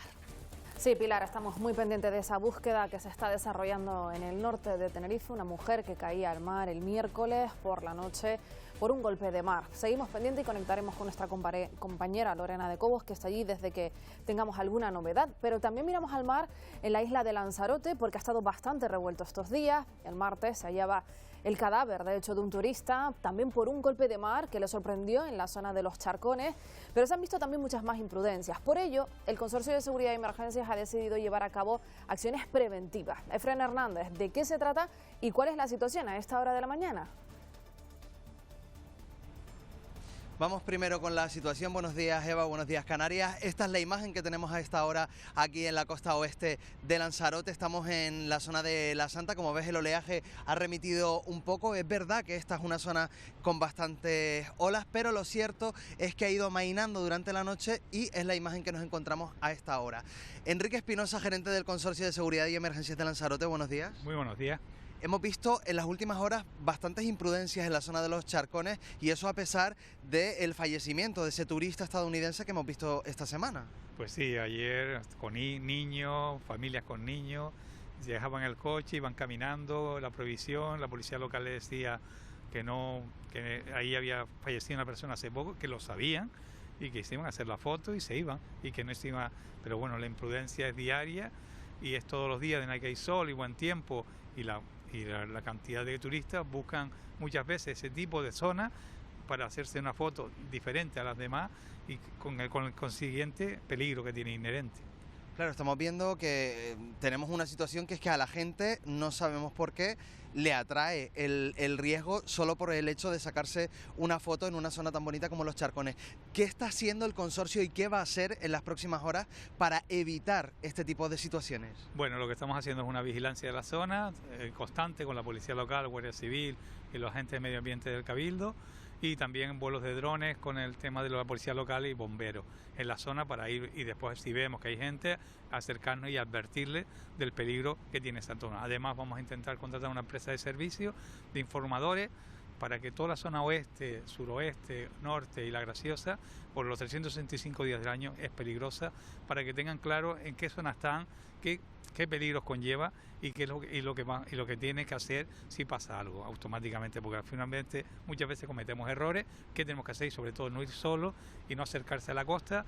Ahora mismo, como estás diciendo, baja lo que es la peligrosidad, pero sube todo el fin de semana.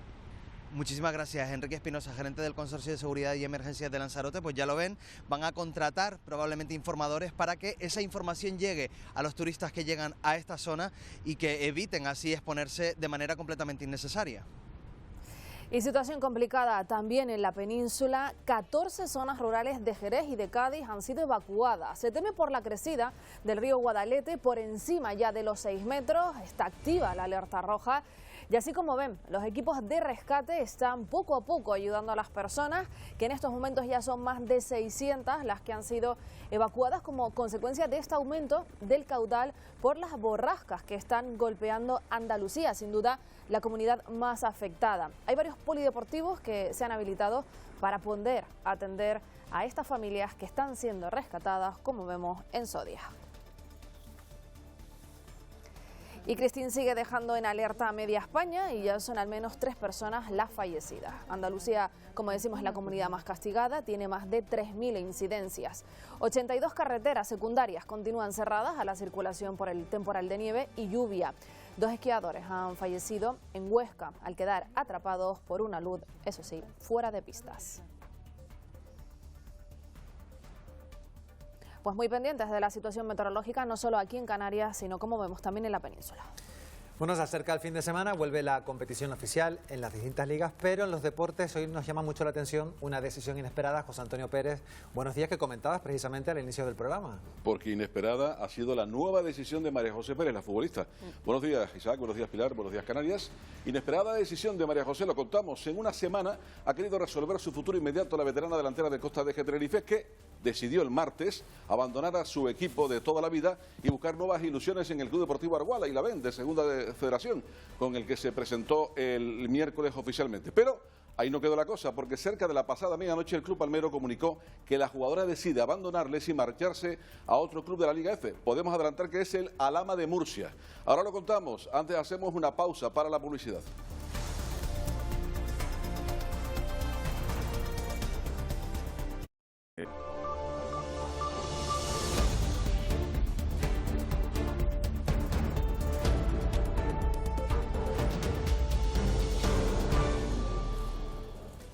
Continuamos en Buenos Días Canarias, ahora tiempo para los deportes.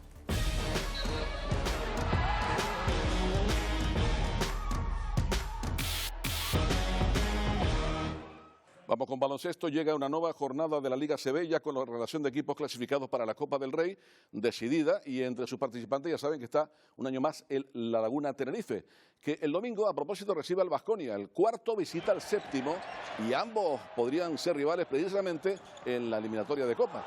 Los aurinegros han recuperado su buena marcha habitual y acumulan 3 victorias consecutivas entre Liga Endesa y Europa. Por cierto, los abonos para los aficionados del Canarias que quieren acudir a la cita de la Copa en Valencia se ponen a la venta esta misma mañana, desde las 10.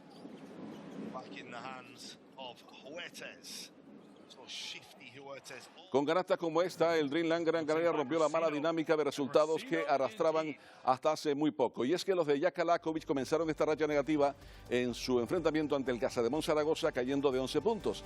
En casa no pudieron revertir la situación y perdieron contra el Iopos Lleida de John Shurna en Liga Endesa y ante el Palacanestro Trieste en la Basketball Champions League. En su tercer partido consecutivo en el Arena volvieron a caer ante el Valencia Basket de Pedro Martínez, pero con la victoria ante el Nymburk hace unos días en Praga, en la competición europea, los claretianos volvieron a la senda de la victoria.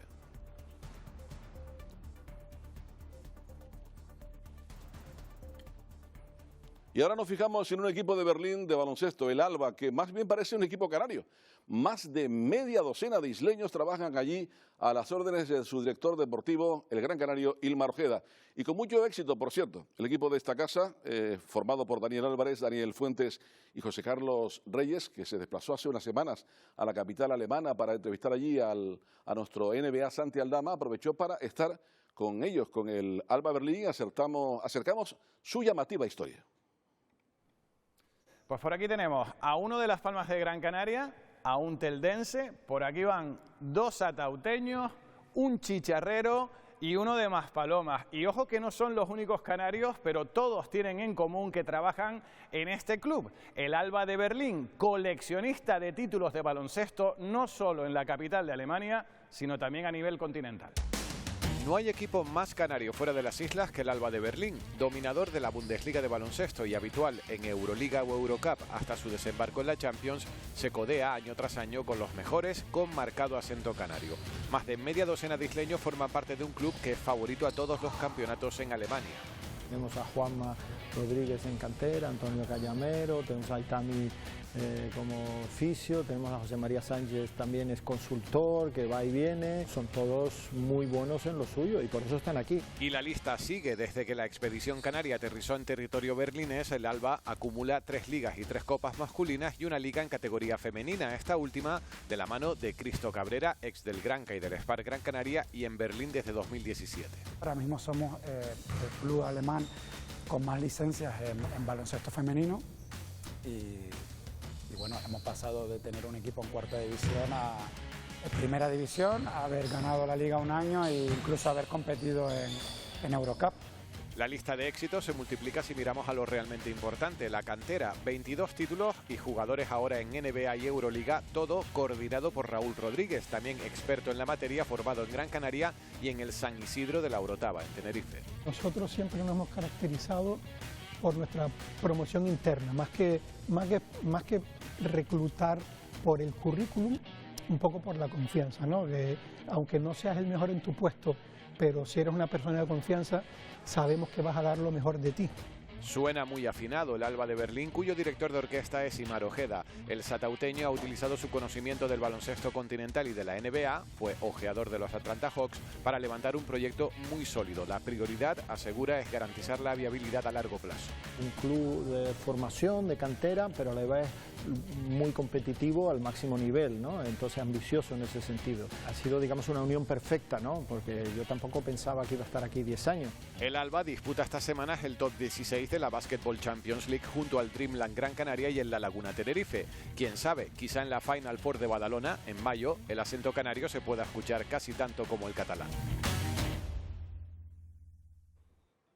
A propósito, los Memphis Grizzlies perdieron su último partido ante los Charlotte Hornets sin Santi Aldama. El ala pívot español, que fue baja por molestias en la rodilla, ha generado, según publica la agencia EFE, el interés de diversas franquicias por su traspaso e incluso algunas de ellas ya han sondeado la posibilidad de un intercambio a los Grizzlies. El mercado de fichajes de la NBA se cierra el próximo 5 de febrero y Aldama renovó el pasado verano con los Grizzlies por 3 temporadas y más de 52 millones de dólares.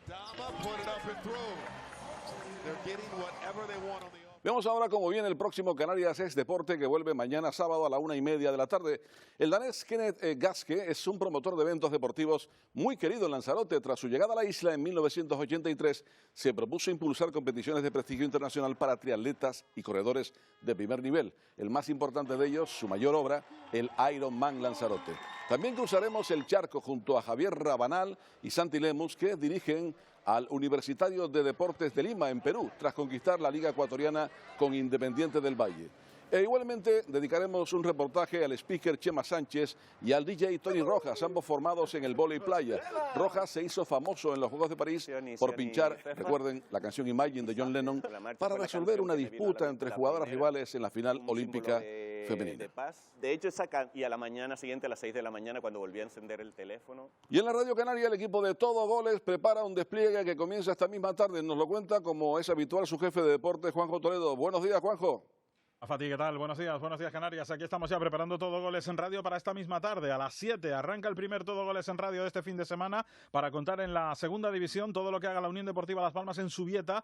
Allí le espera la Real Sociedad B. El partido es a las 7:30. Desde las 7 lo contamos en la radio. Mañana a las 2 de la tarde abrimos otro Todo Goles en Radio para vivir la Primera Federación. Cuantos más mejor en el Rodríguez López para el partido de las 3:15 con el Club Deportivo Tenerife recibiendo en el Heliodoro al Club Deportivo Guadalajara. Y por la tarde contaremos en la Liga CB todo lo que haga a las 6 el Dreamland Gran Canaria en Andorra ante Morabanca. Así cerraremos enero, abrimos febrero el próximo domingo desde las 11 para vivir la Liga F en el Heliodoro Rodríguez López, cuantos más mejor para el Tenerife femenino, el Costa de G Tenerife Real Sociedad de las 12, desde las 11 apertura ese Todo Goles en Radio para contar también en la segunda federación todo lo que haga Las Palmas Atlético y el Tenerife B y para cerrar durante la mañana y mediodía una nueva jornada en la tercera federación y por la tarde tarde más. Desde las 5, Liga ACB, turno para el Canarias, cuantos más mejor en el Santiago Martín, en el partido que va a medir a la Laguna Tenerife, al Canarias y a Baskonia. Es nuestra oferta para las próximas horas, para los próximos días.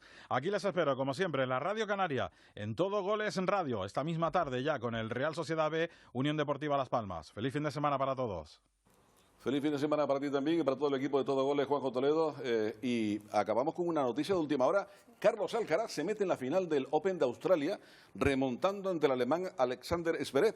Ganó los 2 primeros sets de Alcaraz, perdió los 2 siguientes y cuando parecía que iba a perder el partido, la furia española característica de Carlos Alcaraz ha remontado y se mete en la gran final. Ese hombre que fuera de lo normal, además, nos estabas comentando que se encontraba hoy precisamente no en un buen estado físico. Indispuesto, vomitó, hacía mucho calor en Sydney y bueno, Pues ha ganado. Mira, bueno, enhorabuena desde aquí, desde los servicios informativos de Televisión Canaria. Muchísimas gracias, José Antonio. Gracias a ustedes. Buenos días. Fin de semana. Nos vamos a ir unos minutos a publicidad y a la vuelta vamos a hablarles de carnaval. Vamos a estar en Las Palmas de Gran Canaria porque esta noche se celebra la preselección drag. Y también vamos a conocer a las 8 murgas que han logrado clasificarse para la gran final del concurso de murgas adultas del Carnaval de Santa Cruz de Tenerife. El veredicto se conocía anoche tras la cuarta y última fase. Volvemos enseguida.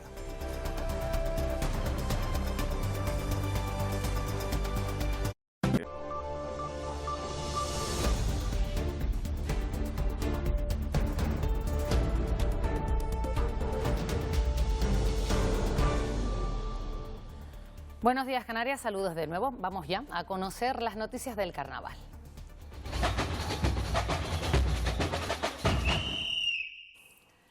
El Carnaval de Las Palmas de Gran Canaria afronta su segundo fin de semana y lo hace celebrando esta noche la preselección de la Gala Drag, uno de los eventos que más público congrega. Estefanía de Blasio.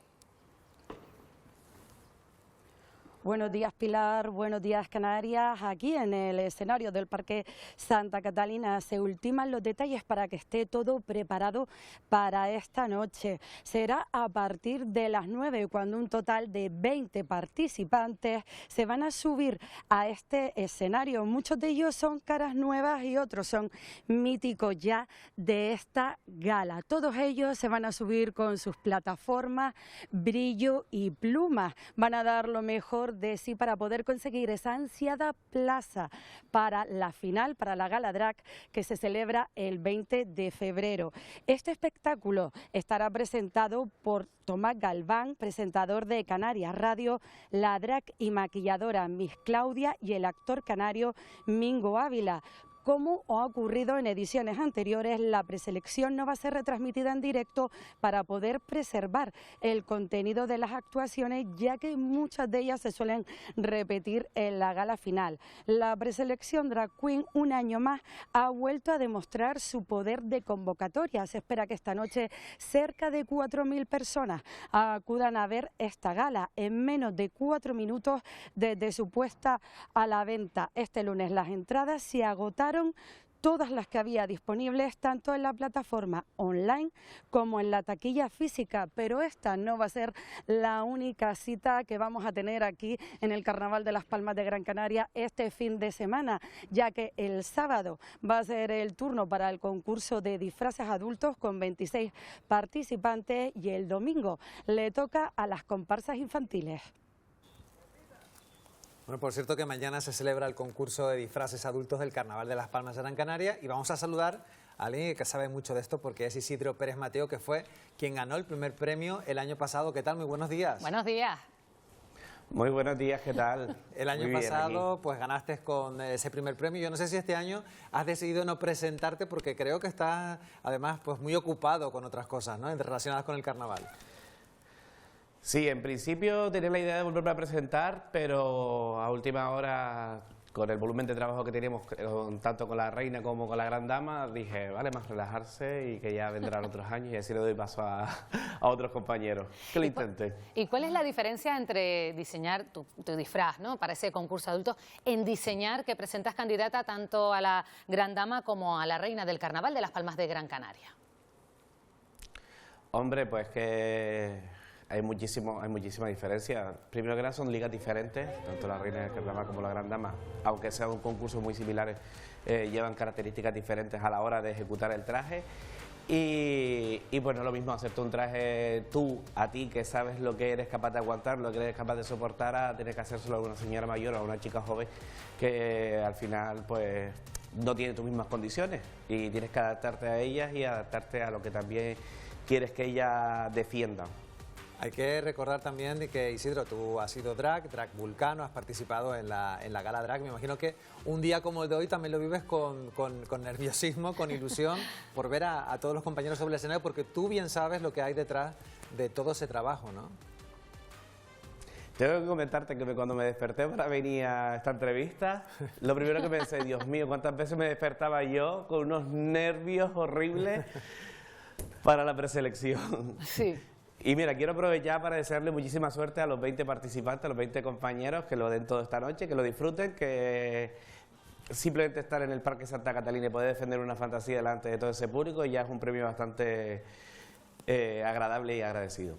Bueno, ese mensaje de ánimo para todos aquellos drag que se van a presentar esta noche a la preselección. ¿Y qué consejo le darías a los que van a lucir pues su disfraz mañana en el Parque Santa Catalina en ese concurso de disfraces adultos? Pues que lo disfruten, que sientan el latido del carnaval, porque si ellos no se lo creen, no pueden intentar convencer a nadie de la posición que están cogiendo en ese momento. O sea que hay que creérselo, salir al escenario creyéndose, oye, yo voy a ganar, ¿no? Bueno, Isidro, claro, exactamente. La actitud es muy importante. Para dar una vuelta te vas a Artenara. Digo que la actitud es muy importante, pero en cuanto al disfraz, ya que no hay tiempo, ¿qué elemento puede engatusar a un jurado para que te den el primer premio? ¿Y algo que sea realmente más vistoso, algún apartado, algún punto del disfraz al que hay que prestar especial atención? Hombre, yo creo que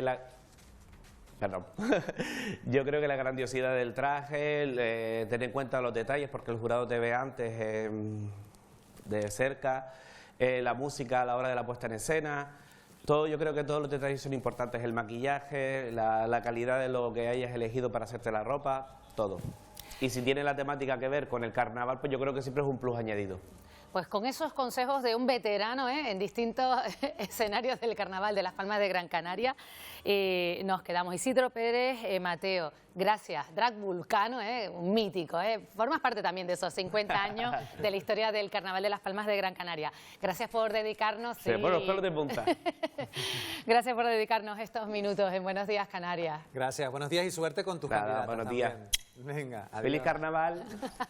Bueno, pues nosotros, por cierto, ya conocemos los nombres de las 8 formaciones que han logrado clasificarse para la gran final del concurso de murgas adultas del Carnaval de Santa Cruz de Tenerife. Tomen nota, este sábado se verán las caras. En el recinto ferial, en el siguiente orden: La Sonora, Diablos Locos, Diabólicas, Triquitraques, Tiralenguas, Zetazetas, Trapaceros y cerrará la final Bambones. El veredicto se conoció tras la cuarta y última fase, que nuevamente tuvo a la crítica como protagonista.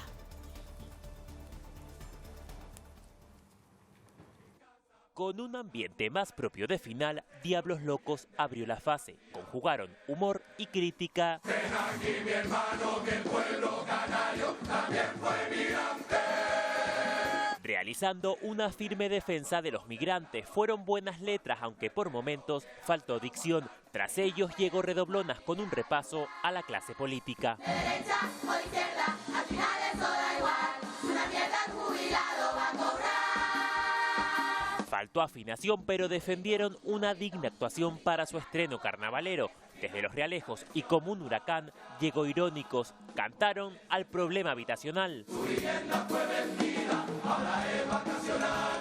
Su recuerdo hoy por hoy se alquila. Y realizaron un bonito homenaje a Canarias. Siguieron Zetazetas, que montaron un ring en el recinto, poniendo el foco en las separaciones. Que la pelea sea eterna no es la cuestión.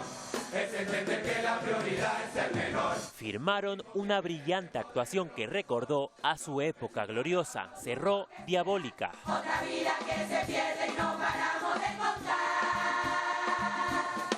Que con letras y voces que mejoran cantaron a las deficiencias en sanidad.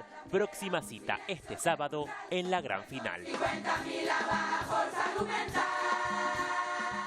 Como nos dice Benjamín Santana, cada semana hay tiempo para todo, para el carnaval. Y también, Benjamín, buenos días. Para los estrenos del cine, ¿no? Bueno, yo espero que encuentren tiempo para ir al cine y a hacer cola y a hacer bulto, porque la verdad que los cines lo necesitan, como lo repetimos toda la semana, y este viernes llegan bastantes estrenos. Nosotros hemos hecho una pequeña selección para no volvernos locos y elegimos lo que nosotros pensamos que más va a interesar y lo más importante de esta temporada. Y empezamos con una película de la que hemos hablado ya bastante, Marty Supreme.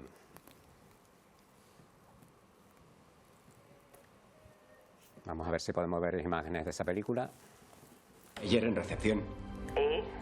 Es que nunca he hablado con una estrella de cine. Yo también actúo. ¿En serio? Sí, ¿no me crees? Pues es una película que ya hemos hablado bastante, Pilar Isaac, porque es una de las grandes candidatas a la fiesta de los Oscars. Tiene nada menos que 9 nominaciones y todas importantes: mejor película, mejor actor, mejor director, mejor guión original. Y ya hemos dicho que es una historia real basada en un deportista muy conocido en Estados Unidos de ping-pong, que además era un showman, era conocido además por sus estafas, por sus movimientos por hacer ruido y darse a conocer en un deporte que básicamente es conocido sobre todo en Asia y que en Estados Unidos era muy difícil pues llamar la atención. Es una película que yo tengo muchas ganas de ver porque además está dirigida por un director, Josh Safdie, que es conocido por las películas que hacía con su hermano. Se han separado, cada uno ha presentado este año una película. Esta ha funcionado mucho mejor que la otra, han tenido como una bronca, eso es muy interesante también, los entresijos detrás de las películas. Y bueno, y esta película es vamos a ver, porque yo creo que refrenda el éxito de su anterior película, que era Diamantes en Bruto, que se las recomiendo buscarla, es una película de hace unos años y era una película fantástica. Una pregunta, Benjamín, ¿Gwyneth Paltrow es protagonista de la película o tiene un papel ahí? Porque la ha visto... Gwyneth Paltrow es un papel secundario, porque hace de actriz en la película, de hecho, y la veremos ahí como un interés romántico de Timothée Chalamet. Muy bien. Muy sincero. ¿Eres lista? Sí, que sí. Mira, una de esas películas que no tienen candidaturas, que no suenan en la temporada de premios, pero para mí es una de las películas que voy a estar ahí para verla sin falta, porque está dirigida por Sam Raimi, es un director súper conocido entre los aficionados al terror. Ha dirigido películas como Spider-Man, pero también Arrástrame al infierno, que es un clasicazo, y ahora vuelve con esta Enviad ayuda, que me parece que tiene una temática interesantísima. ¿También dentro del género del terror? Dentro del género del terror, pero un terror pues no como lo pensamos de casas embrujadas y tal, sino fíjate en la historia, es la historia de un ejecutivo que trata muy mal a su asistente, la trata fatal, es interpretada por Rachel McAdams, y de repente ahí estamos viendo, sufren un accidente en un viaje de trabajo y terminan solos en la isla desierta. Hay que verlo. ¿Qué pasa? Que la asistenta, que en el trabajo era bastante insegura, pues es una aficionada a los programas de supervivencia y es la única que tiene las claves para intentar sobrevivir en esta isla desierta, y se establece ahí una lucha entre este jefe despótico y esta asistenta que han cambiado las tornas, pues muy interesante. Yo creo que es una película que ya llega hoy a los cines con excelentes críticas y es una película de esas fantásticas para ver y a pasar un buen rato con buenos momentos de acción y terror. Ya no estamos en la oficina, Bradley.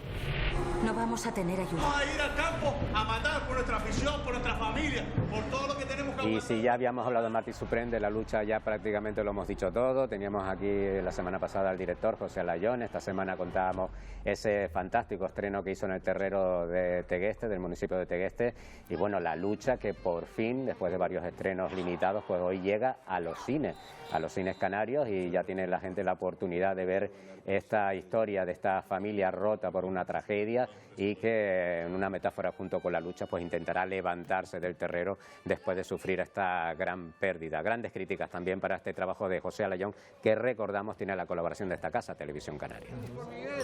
cumpla mucho más con la momia de la lucha canaria. Bueno, viejo, ¿cuándo piensas retirar? Pero si está mejor que tú. Como sabéis, esta semana grabamos el último capítulo de la temporada 14, pero... Sí, mira, chicos, yo esta película la quiero ver sí o sí. Y yo también. Es una película que, bueno, recupera la serie Aída de una manera muy especial, porque es una mezcla de los actores reales con los personajes que interpretaban en esa serie, que recordemos es una de las series más longevas de la historia de la televisión en nuestro país. Estuvieron una década en antena, fueron 11 temporadas y, bueno, recuperan esta historia un poco contando que ha seguido emitiéndose y han llegado prácticamente a la final de la temporada con Carmen Machi, que es la gran corazón de la serie. Que quiere irse, ¿no? Que quiere irse por fin, que no, bueno, ya sabemos que ella se fue de la serie mucho antes de que terminara y bueno, la historia pues juega con esa ficción entre los actores y los personajes. Y además, curiosamente, que han contado que cuando terminas la película puedes coger un código QR y ver el episodio entero que se está filmando en esa película. Nosotros en el programa Somos Cultura mañana ofrecemos una entrevista larga con Carmen Machi, que tuvimos la oportunidad de entrevistarla y ahí nos habló de la película Aída. Se emite justo antes de Telenoticias de la primera edición a las 2 de la tarde y podremos ver, vamos a ver un pequeño extracto de esa entrevista en la que nos hablaba de lo que supuso abandonar este personaje. Nos equivocamos. ¿Cómo es volver a un personaje que abandonaste hace 15 años con todos esos compañeros que muchos han seguido viendo, pero que supongo que habrá sido muy fuerte? Mucha gente se quedaba muy sorprendida de que yo, que decidí en un momento dado abandonar el barco, que de repente quisiera, y digo, es que yo cuando me fui, yo nunca me he ido con ninguna... Simplemente era, yo cuando me aburro tengo que dejar algo. Entonces ocurre un poco con esto igual, dices, ya está, no le quiero dar toda mi energía a un personaje, necesito nutrirme de otros. Claro, es todo un compendio de talento tan grande el que hay en Aída, que hacer la película, espero que la disfrutes cuando la veas, porque va a ser una cosa muy mágica. Bueno, maravillosa Carmen Machi, súper agradable, y en esa entrevista nos cuenta cómo ha sido su trayectoria laboral al lado de toda su... Trayectoria muy buena, me encanta como actriz. Como mezcla entrevistarla, ¿qué tal en las distancias cortas? Es maravillosa, es una actriz maravillosa, bueno, una persona maravillosa, además se prestó perfectamente a esta entrevista larguísima, y además fue una historia curiosa porque yo la había entrevistado hace 13 años también aquí en televisión. Me había hecho una foto con ella, se la enseñé, nos sacamos otra vez otra foto y ella encantada de la vida y le dije, bueno, dentro de 13 años vuelves aquí a Tenerife y nos volvemos a hacer otra foto. Ojalá, bueno, ojalá. Mañana oiremos sus palabras sobre su trabajo y de la película Aída. Pues muchas gracias, Benjamín. A ustedes, hasta la semana siempre. que viene con más estrenos y con más recomendaciones. Perfecto, hasta el próximo viernes. Ha arrancado en Berlín la Fashion Week, es toda una semana de moda internacional que acoge la capital alemana, en la que va a estar presente moda cálida de Gran Canaria. Sí, y en sus colecciones habrá diseños que integrarán de forma novedosa fibras elaboradas a partir de hoja de platanera. Nos vamos a Galdar, en el norte de Gran Canaria, donde se trabaja en esta iniciativa innovadora y sostenible. Luis Muro. Buenos días, Canarias. Nos encontramos en el Centro Tecnológico del Norte de Gran Canaria, en el municipio de Galdar. Y no solamente estamos en este centro tecnológico, sino que además estamos en su área experimental de investigación. Aquí es donde el estudio de las fibras naturales de la platanera se convierten, por ejemplo, en tejido que, bueno, será parte de los diseños que se mostrarán por Moda Cálida Gran Canaria el próximo fin de semana en la Fashion Week de Berlín. Y vamos a hablar con la consejera, entre otras áreas, de desarrollo económico del Cabildo de Gran Canaria, Minerva Alonso. Consejera, buenos días. Buenos días. Bueno, la Fashion Week es la punta del iceberg, por decirlo así, la proyección internacional, pero esto es un trabajo desde hace años. Sí, llevamos trabajando en la Alianza Europea de la Moda y con también un acuerdo muy importante con la Semana de la Moda de Berlín, pues que va a facilitar esto, que Musapiel está allí presentando esta experiencia, esta empresa de Gran Canaria que está haciendo pues productos interesantísimos con la fibra de la platanera, y es una manera de reforzar desde la institución insular este trabajo tan importante que se está haciendo en la isla y que está vinculado con la moda. Muchísimas gracias, consejera. Gracias a ustedes. Bueno, hablaba la consejera de Néstor Santiago, que es el fundador de Fibras Naturales Canarias. Néstor, buenos días. Buenos días. Bueno, vamos a ver. Estamos viendo aquí productos que están elaborados a base de hoja, fibra, tronco de platanera. Esto lleva una investigación importante. Sí, al final todo esto nace de... Todo el proyecto de Fibras Naturales nace de una spin-off de la Universidad de Las Palmas de Gran Canaria, y en concreto Musapiel nace de buscar soluciones de alto valor añadido a diferentes sectores.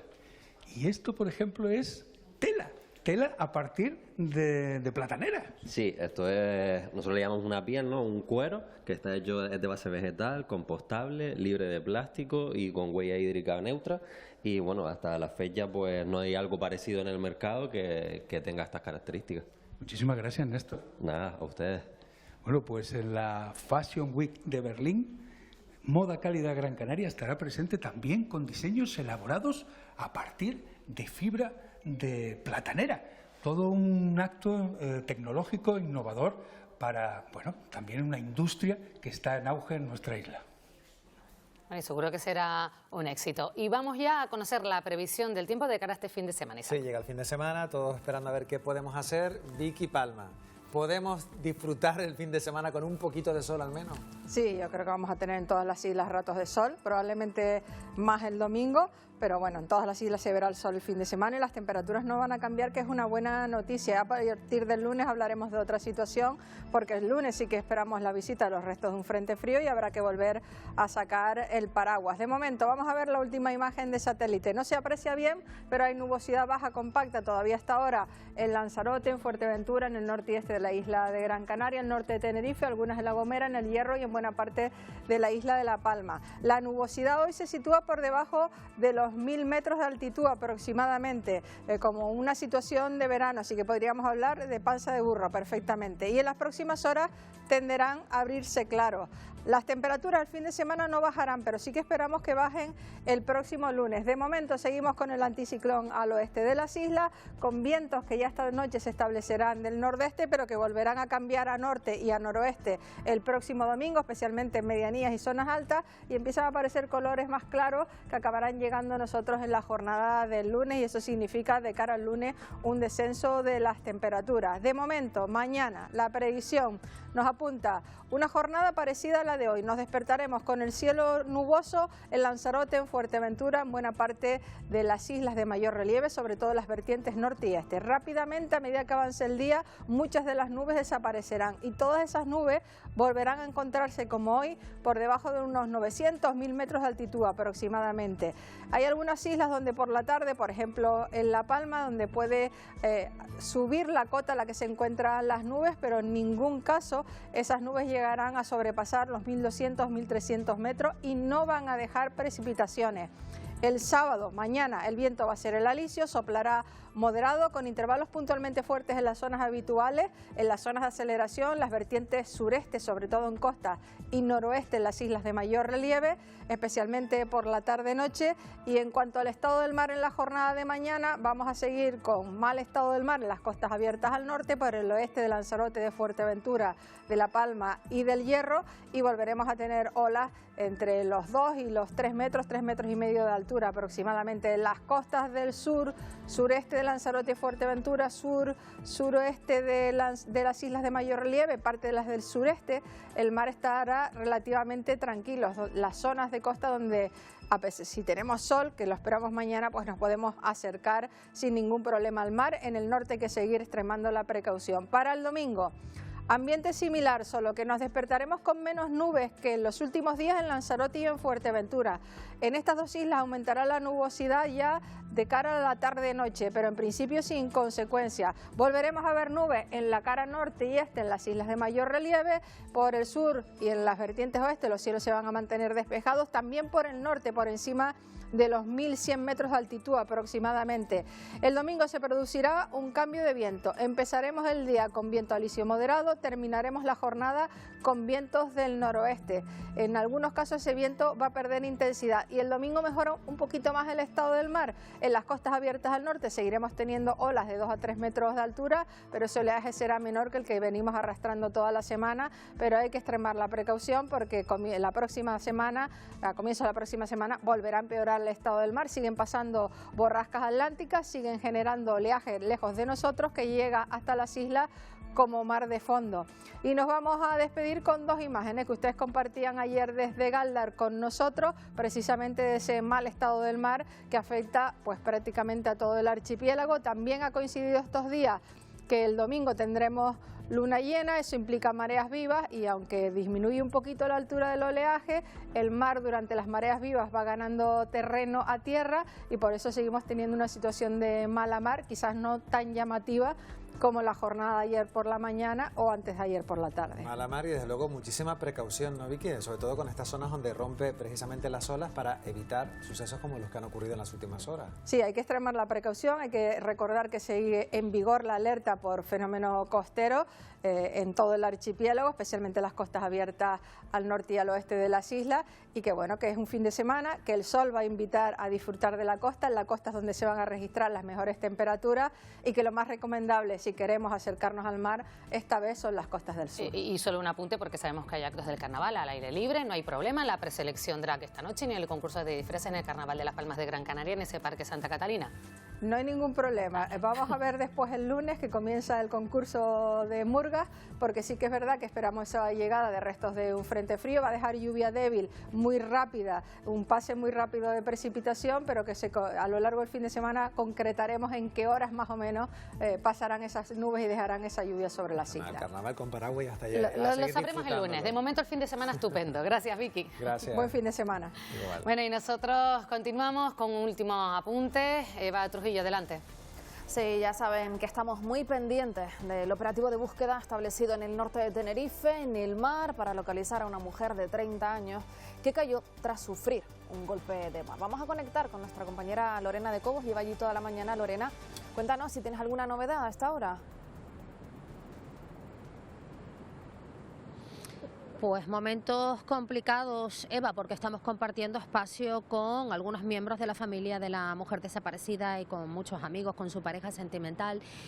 Aumenta la desesperación, aumenta la angustia con el paso de las horas. Evidentemente nosotros vamos a proteger su intimidad porque así nos lo han pedido y no podía ser de otra manera. Lo que sí nos han transmitido es su deseo de expresarle a las autoridades que por favor este dispositivo de búsqueda no cese, que se amplíen los efectivos y que se amplíen los medios. Nos aseguraban desde primera hora de esta mañana que uno de los 3 helicópteros que forman parte de este operativo de búsqueda comenzaba a trabajar a partir de las 8 de la mañana. En realidad, por esta zona de Mesa del Mar donde nos encontramos, su presencia fue vista pues hace escasa media hora. Siguen esperando la presencia del barco de salvamento marítimo, la embarcación, que esperan que pueda rastrear esta costa, esta parte del litoral, ya que las condiciones de la mar parece ser que han mejorado en las últimas horas. Pues los servicios informativos estaremos muy pendientes de esa búsqueda. Vamos con otras noticias porque el Gobierno y los sindicatos han acordado subir el salario mínimo interprofesional y lo van a hacer en 3,7%. Era un acuerdo que se llegaba ayer por la tarde. Ya saben que, eso sí, no está de acuerdo la patronal. Esto implicaría una subida mensual de unos 37 euros al mes hasta alcanzar pues esos 1.221 euros finales. Los jóvenes y aquellos que trabajen en el sector con los salarios más bajos, por ejemplo la agricultura, van a ser los que se vean más beneficiados.